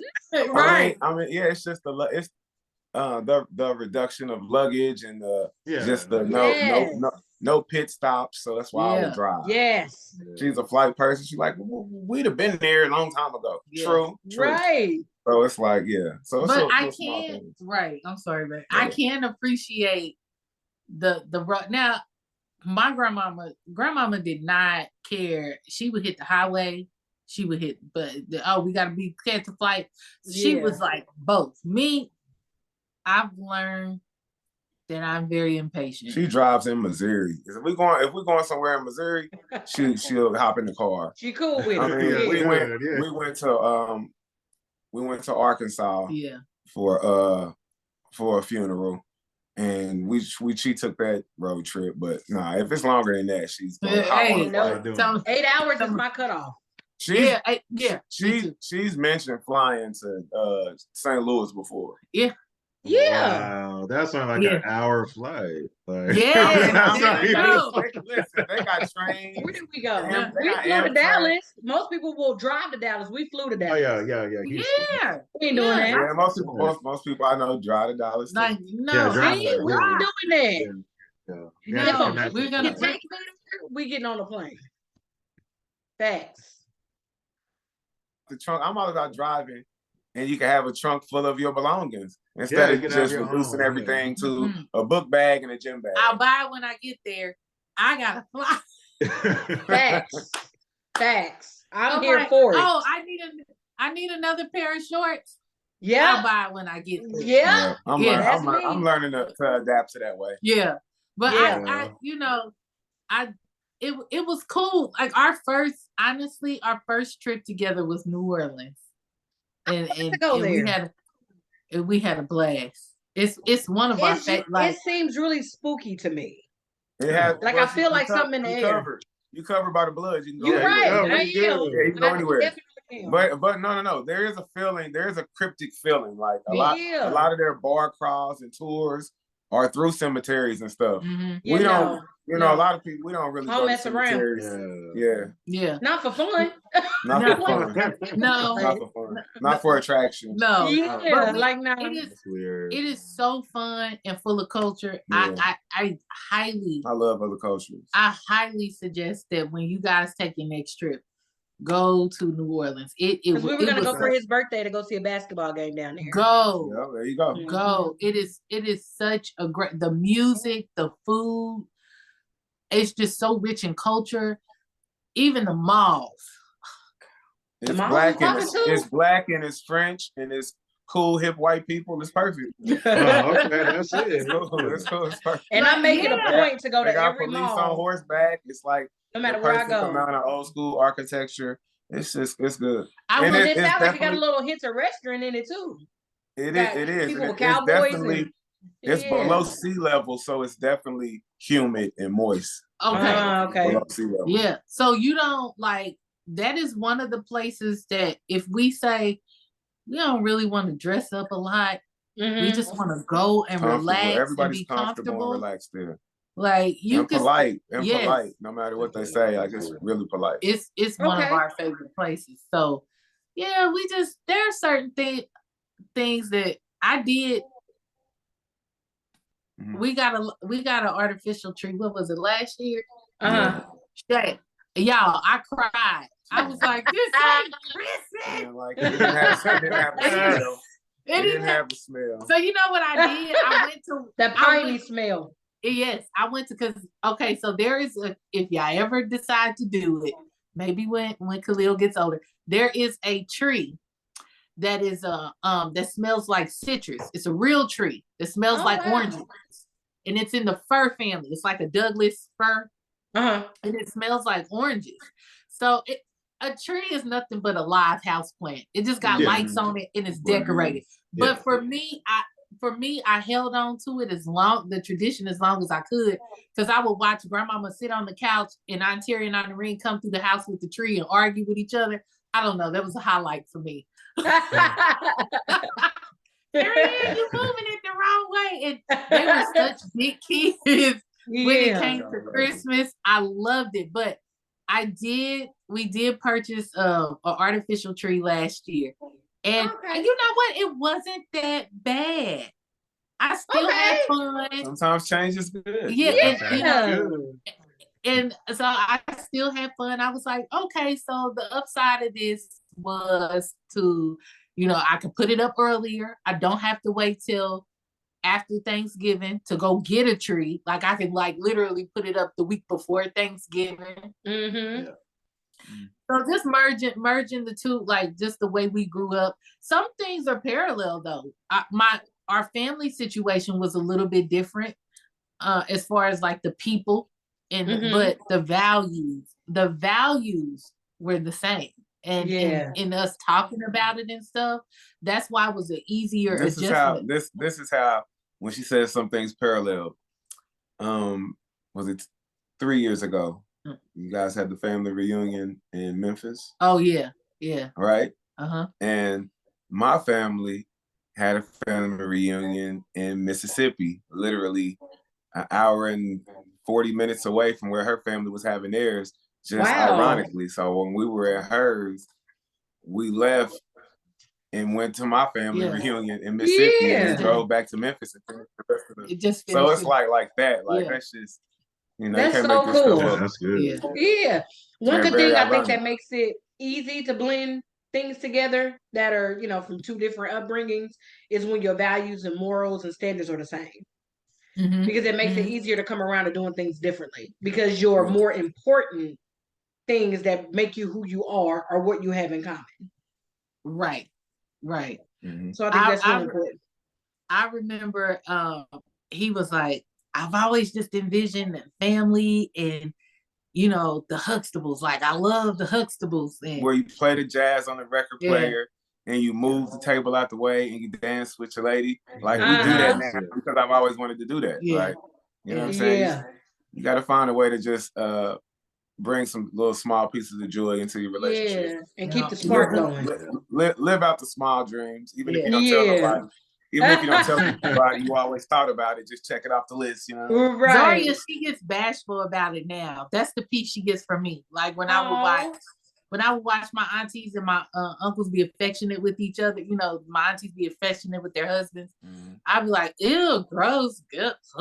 You know, that's the piece she gets from me. She's like, stop that. Go, no, get away. But honestly, I feel like with his family versus mine, the piece in my heart that I've always wanted was to see unfortunately, I did not get to see my father and my mother's marriage grow because of his untimely death. But I've always wanted that, right? And so I said, okay, if I could not have it personally for me growing up, I truly believe that God had blessed me with that, with him and his family. So when I go over to his mom's house, I'm going over to his mom and his father's house, and watching them interact with each other is so funny, and it's such a blessing to have. Yeah. I love his parents. His parents are which is a blessing. That is a topic to have some good in-laws. Yes. Like that is to never be taken for granted. Like when you not can, at all. You feel like you can talk to his parents, and he says, "I share my parents with everybody." Well, I felt that way with grandmama. I shared her with everybody. Yeah. When you meet a good person, they're usually tugged on by the community because they're lovable and dependable. And I had to get to understand that when we started hanging out. I'm like, man, your phone always ringing. Like, turn your phone off. I'm like, everybody pull on you and like that. So I get it now. You know what I'm saying? I get it now. There are very few people that are dependable that we meet in life. So absolutely. Okay, so my last question, then we're gonna get into the game, then I'm gonna let y'all go. What advice would you give a couple that's engaged that are going to embark into being married? You go ahead. Oh, I don't know. You said advice for a newly engaged couple that would be getting married, right? Yes. Okay, so I do know. Yeah. Go ahead. No, take your time. Take your time. Newly engaged, so you've gotten all that out of the way. You made the step to say, okay, we're going to do life together for the rest of our natural lives. Keep God first. Absolutely. Even in the planning journey, understand that God does not go away from that piece. It is a journey that you two should you'll get to know each other even in that journey. What about money? Should they be saving money? I was getting ready to get on that. Okay, because he fussed at me. He fussed at me. He said, I think 2 years ago, he was like, don't you think we should be saving money towards the wedding? I'm like, for what? What? She didn't understand it. See, she didn't take the hint, right? No. She didn't take the hint yet. No. I was like, I'm not about to save no money for something that's 5 years down, 10 years down, never down the line. Listen, save your coins. Okay. Especially now, because vendors have been not so nice. They have literally price gouged since the world has opened back up. Yeah. Do you guys know that we've had, as of yesterday, everybody fell in love? If you are lucky enough, blessed enough to make it through COVID unscathed and with your life, a lot of people decided to fall in love. Yes. Yeah. And the vendors have capitalized on it. We literally last night got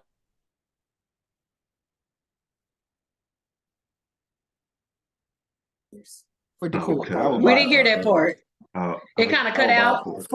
I got a quote for decor, $40,000. Just to decorate? Just 40? To decorate.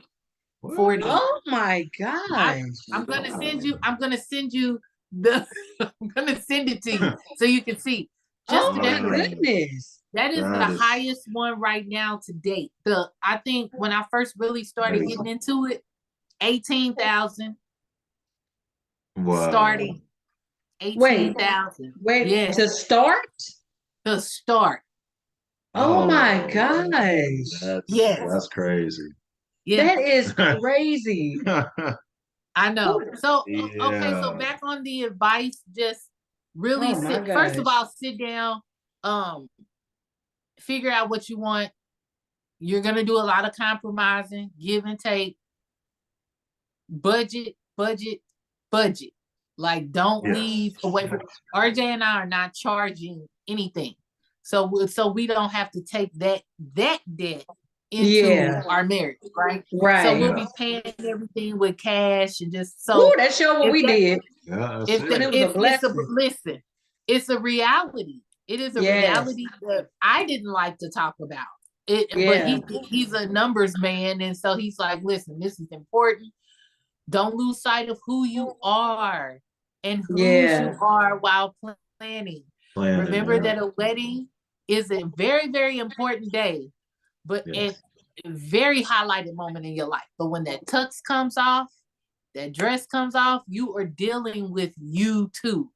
Don't forget about each other. Just because he's a man doesn't mean he does not have an opinion and he doesn't have options. Wants to be included, let him be included. Details and what he wants, that's the part of give and take.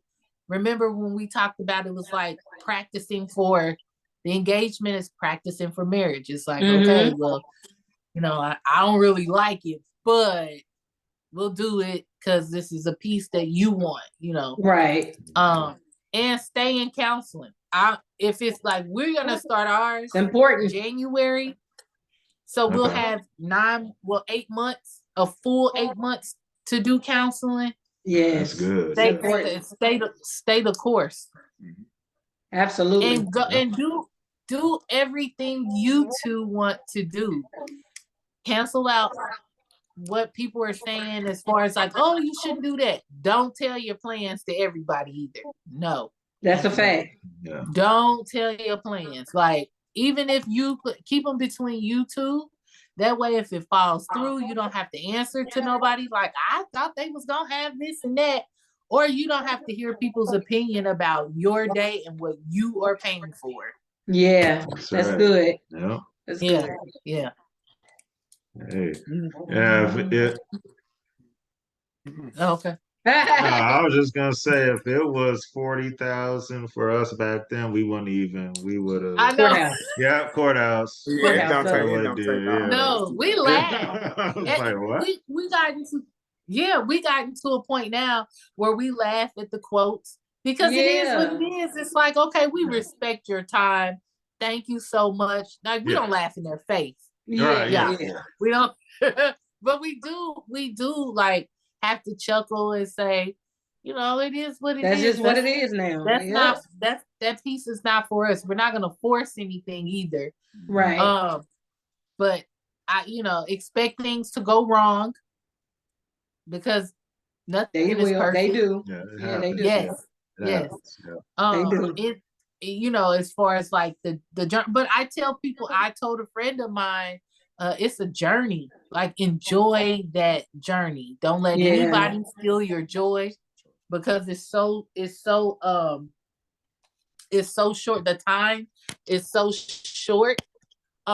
And just enjoy it. Enjoy it all. It goes so fast.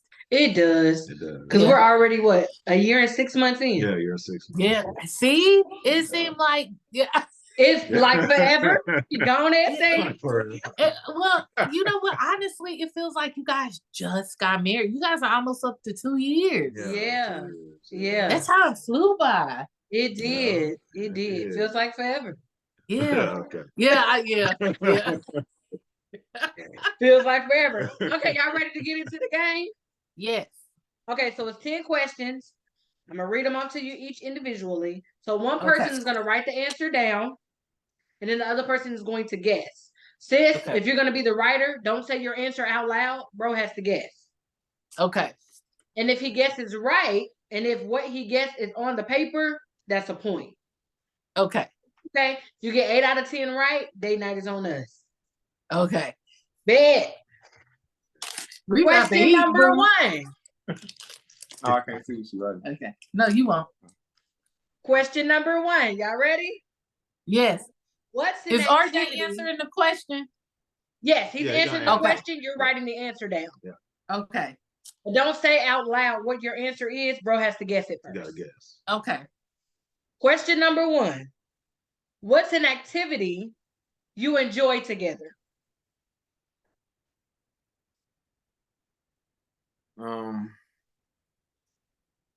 I would say going out to eat. Sis, what you got wrote down? I put traveling. Traveling? Yes. Bro, you didn't get that right. I didn't get that right. About the eating part. We try to put that to the side. Because we know what comes with that. Picking up weight. We don't want to do that. But you know what? I started to put eating. And I said, he might be. But I'm going to tell you, planning this wedding, I haven't been traveling. So it's slipped right over my head. Same with us. After having a kid, we got to put that on pause. Yeah, slipped over my head. Yeah. Okay, question number 2. Let's get it. Okay. What's your favorite date night restaurant? Oh.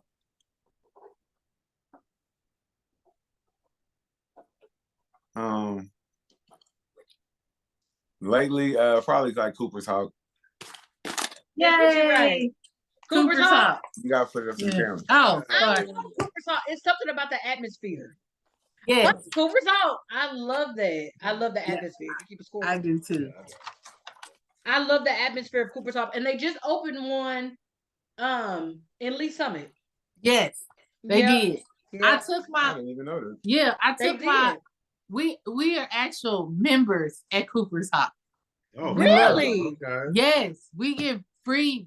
We get discounts and free food and stuff. See, I need to become a member. Yeah, that's it. I love it. I took my bridesmaids there for their proposal dinner, and we had the best time.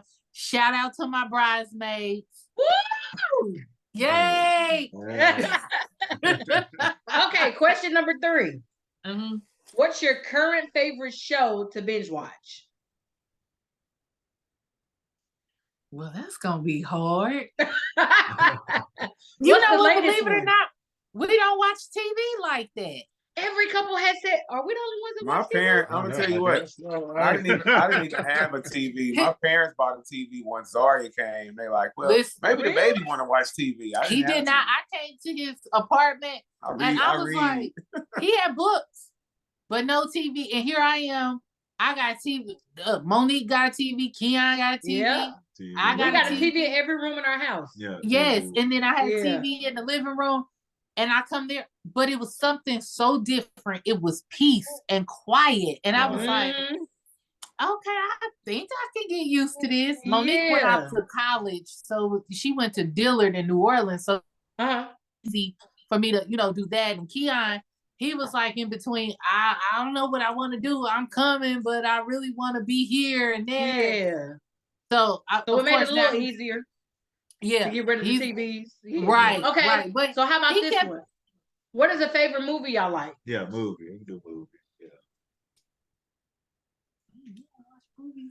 We so different in movies. Like, no, we don't. Listen, I am not a movie watcher. You're not a movie watcher? No. Not at all? No. Tell her what kind of movies do I like to watch? She like watching when you watch movies, you really like watching documentaries. I'm a documentary person. I like documentaries too. When she's not watching documentaries, it could almost be like a black and white show, like that old. Like I know. Yeah. The 1940s, 50s. What's it called? What's his name? Like Perry Mason. Perry Mason. Oh, Perry Mason. That's up his alley. Up his alley. No. The original I just love the song to Perry Mason. Once the song goes off, I turn it. Yeah. I love the episodes. Yeah. Like okay. Perry Mason, I Dream of Jeannie. I Dream of Jeannie, yeah. Bewitched. Bewitched, yeah. I know. Listen. Okay, well, let's throw this one in there. Okay. Bro could probably guess this one. Since you guys are planning your wedding, let's have a wedding question. Yeah. Okay. So let's do this one. What are your wedding colors? Oh, I can't reveal that. You ain't revealed it? Okay. No, but stay on the wedding topic. Okay. I just can't reveal the colors. Okay, how about this? How many people are in your wedding party? Can you say that? Okay, he can say that. Okay, bet. All right. How many people are in the wedding party? On both sides? Yeah, both sides. Bridesmaids and groomsmen. Okay, just bridesmaids and groomsmen. Yes. Yeah, that's it. Okay. Yeah.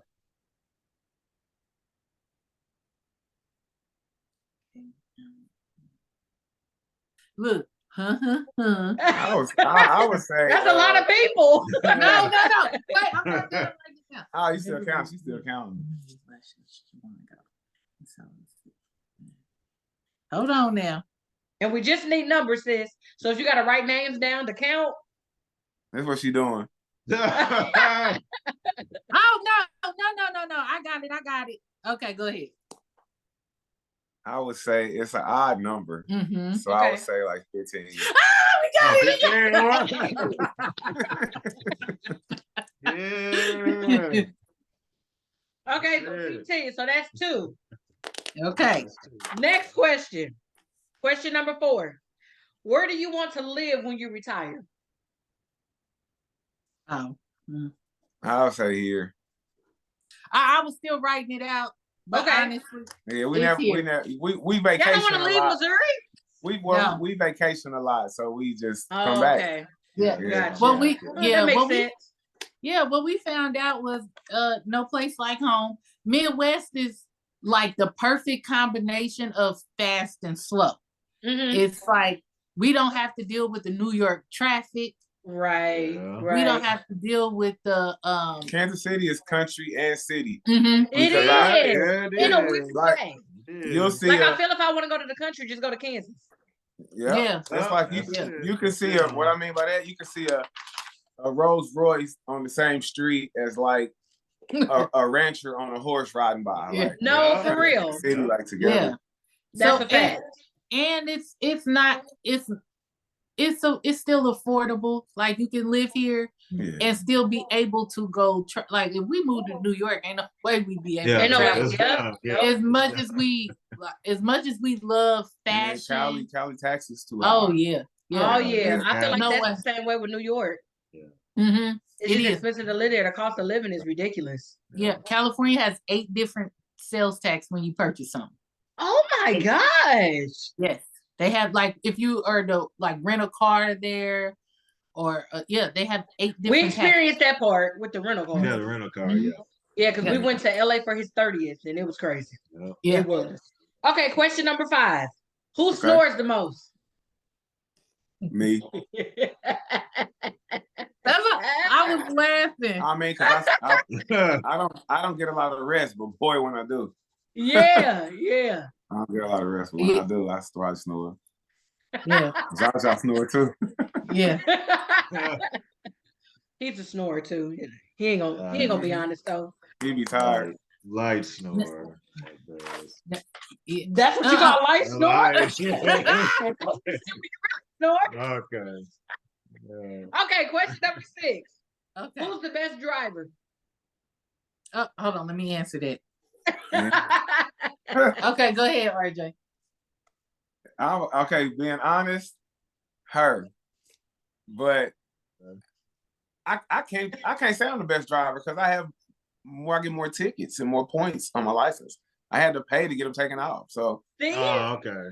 So we know who the best driver is. That's I said RJ. She said me. Oh. But it's different. She's talking about how I can whip the car around and parallel park on the first try. Okay. But honestly, the sheriffs and the highway patrol don't like the way I drive. Right. Hey, yeah. I was there, bro. No, I was there. They know his card. Well, I'm better now. Look, they know his car in this neighborhood. Right. But that's because I work with them. They don't bother me. They don't bother me. Sheriff is a neighbor. Yeah. They don't bother us. No, they just throw up the deuces and keep going. But they either know, they say, I saw, when I get to work, they'll say, I saw, was it you or was it RJ? I'm like, depending on how it was dry. How it was dry, yeah. Definitely a good question. How many I don't mind putting her behind the wheel, and I can sleep with her behind the wheel. Yeah. Okay, next question. If you could pick a song to describe your relationship, what would it be? That's gonna trip me up. Because our love language is music, so we love like. No, hers and I is definitely not gonna be the same. But for me, I would say, I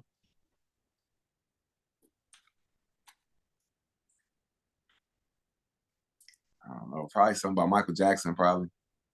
Michael Jackson song. This, what you got? I actually had Cascade by Stokely. We do love that song. Oh, yeah. I like that song. That's a good one. Yeah, that's good. Yeah. Okay, let's do another one. Same type of thing. Music. What's your favorite genre of music? Oh, okay. That you listen to together. R&B. What is emphasis on soul? Yeah. When we first met, we used to. We was driving around and I had on like some Donny Hathaway or something. We just there singing. I knew he was the one after that. I said, oh, he got on R&B. I ain't got to listen to Gucci Mane. Right. Because we vibe out, especially on date nights. It's a certain type of music we like to listen to on date nights. Boy, he puts me to sleep. No, that's because she don't want to listen to. I be tired. I be like, by the time I get to the house, I ain't gonna be wanting an extra because I'm gonna go to bed. That's because she don't want to listen to the Shalimar and Kool and the Gang and Angela Winbush. Shut up. We go on date night. Let me handle the playlist. He can't do the playlist. I'm gonna send some to him, something to put on his playlist. To amp it up a little bit. Look, I love his playlist. You can't go wrong with Thank you. No, you can't go wrong with Look, I have all those people in my playlist. No, ma'am. I need him to come up to at least 90, 2000. Yeah, I know from 90s. But the 80s was you on there. It was a vibe. It was a vibe. Listen, the 80s, 70s, 60s, 50s music. It really taught a generation how to love. Now, I do like, the certain hip hop. Yeah, don't get me wrong, I do. But it really taught a generation of men how to love. Mm-hmm. And so when he was listening to that, I was like, oh, we ain't gotta listen to rap music. Right. And we like really in the car and he's like vibing to the stuff I grew, because my dad's siblings were older. Like he was the third to the youngest of 9. Oh, wow. And so being raised by them and my grandmama, it was like I grew up on a lot of old school. Now, they're musically inclined because my grandfather was a jazz musician. And so his kids knew how to sing and everything else.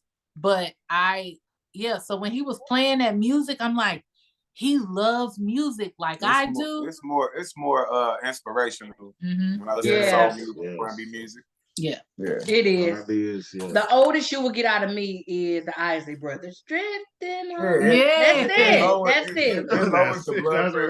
That's where it stops at. Because if I play a Shalimar song, it's like, what is I'm gonna give him the like, bro. What we listening to? It's all right. I like Shalimar. It's too old. If I can't vibe in the car and I can't sing the chorus and I can't join in, like I'm a background singer, it's too old for me. Everybody knows Shalamar, This Is for the Lover and You, except for you. Except for this ring means I'll always be true. True, that's it. See, they know. I'm taking mine off. I can't. Okay, next question. We can give them that baby. Okay. Next question. What's your dream vacation? Dream vacation. Yeah. Hold on. If you can go anywhere in the world, where would you guys want to go? Hold on. Okay.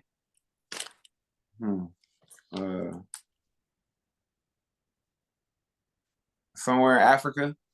Ooh, it's my dream destination too. Yeah, Sis, what you got? I put anywhere tropical. Ooh, anywhere tropical. Africa's not tropical. I mean, it's hot. It is hot. Africa has all climates. It's definitely hot. That's for sure. Definitely hot. Okay, next question. Who is the best dressed? Hold on. That'll be easy. Okay. I would say me. What? Yeah. Did you see that completely took you by surprise. Yeah, that was. What'd you put? I said both. Oh, both. Okay. I like that. We'll eat it out. Yeah. Cool. I can work with that. Look. Who the best dressed? Out of us. Both. I say, listen to the woman. No. Both from here on out. He said, I'm like, excuse you. I could do a style shoot in 2 seconds. Okay. Period. Okay, last question. What's your favorite way to spend the weekend together?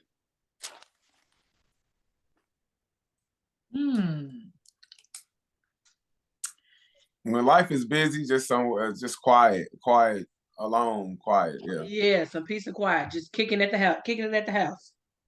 That's what I say. I put staycation hotel. Okay. That's the same. Yeah. You know what? Them are the best. They really are. They are. And they really are the best. Yeah. And I used to think it was weird when couples would like stay in town but then get a hotel that's not at home.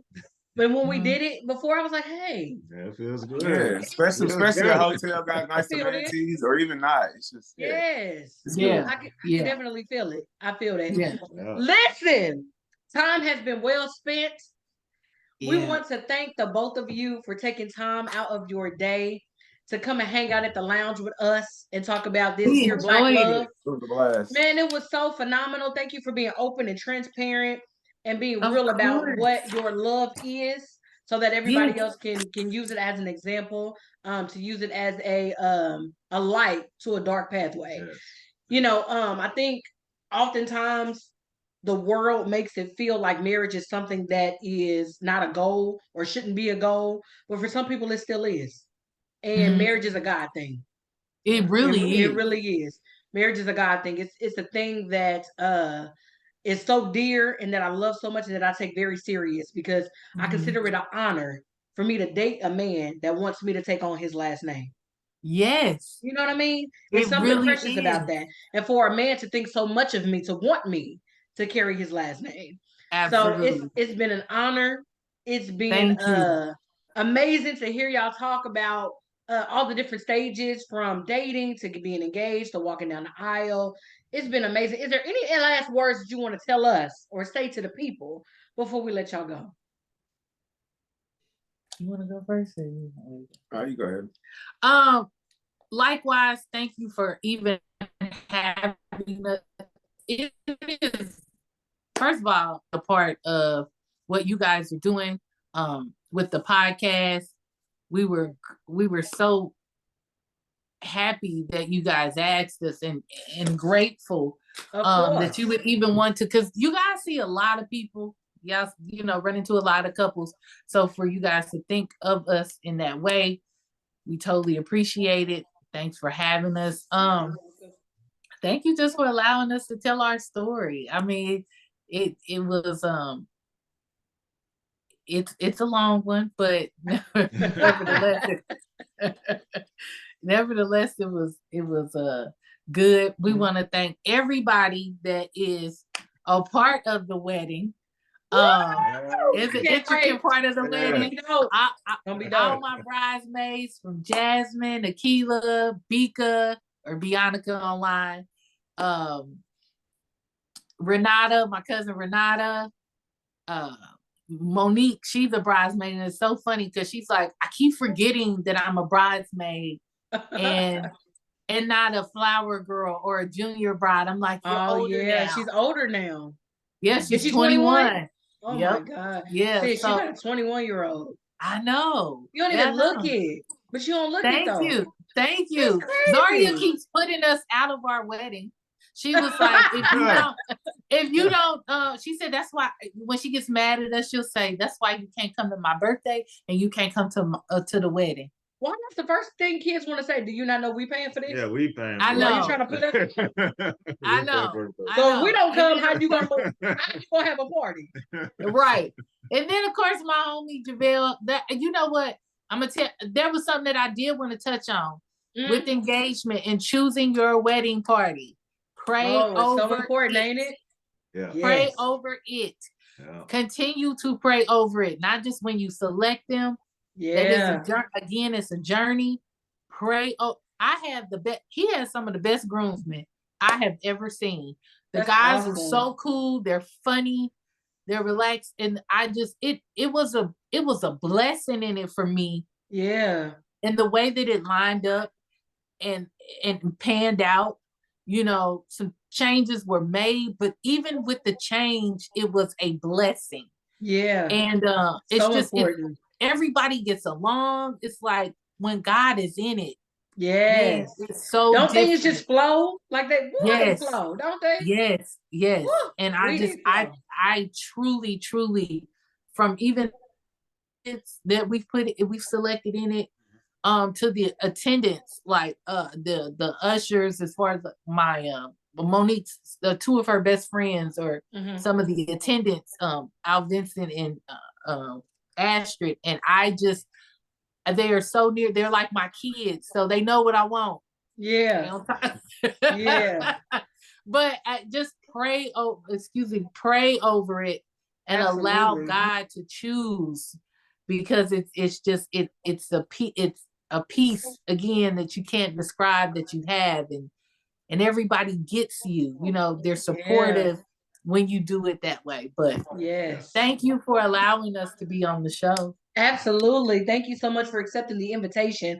This will not be the first or last time we have you all on. I have some things I'm working on for the podcast, some panels and things like that. So we'll definitely need your young but advice, because y'all young, but y'all like talk old.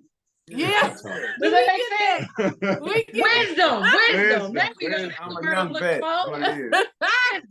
Yeah. Young That's the word I'm looking for. Yeah. And it could be because your parents are older. Yeah. That could probably be why. Yeah. So I got a lot of wisdom, but you're young. Y'all older than us, but y'all young though. But y'all have a lot of wisdom. So people on the panel or listening can use that. I pray so. We'll be 40 next year. Oh my gosh. I know. You know you gotta do it big though. Yeah. I know. And that's two milestones you celebrating. Y'all be 40 and y'all get married. Yeah. So by the time we get married, because our birthdays are 2 weeks apart. Mine is the 2nd of August. His is the 15th of August. So by the time we get married, we'll be 40. 40. So that means the honeymoon got to be like 2 weeks long. It got to be lit. Yeah, I'm telling you, it's a lituation going on. Yes. Period. A lituation going on. Listen, thank y'all so much. I'm not gonna hold no more of y'all time. It's been well spent. I really appreciate you all for doing this. You. We will be in contact for further content on certain topics and things like that. We will be reaching back out to we have fun. Get you all on the panel. Okay, cool. So thank y'all so much. We love y'all. We appreciate y'all. Love you and too. This will not be the last time y'all hear from us. Oh, thank you. You are so welcome. And we will catch y'all next time. Okay. See ya.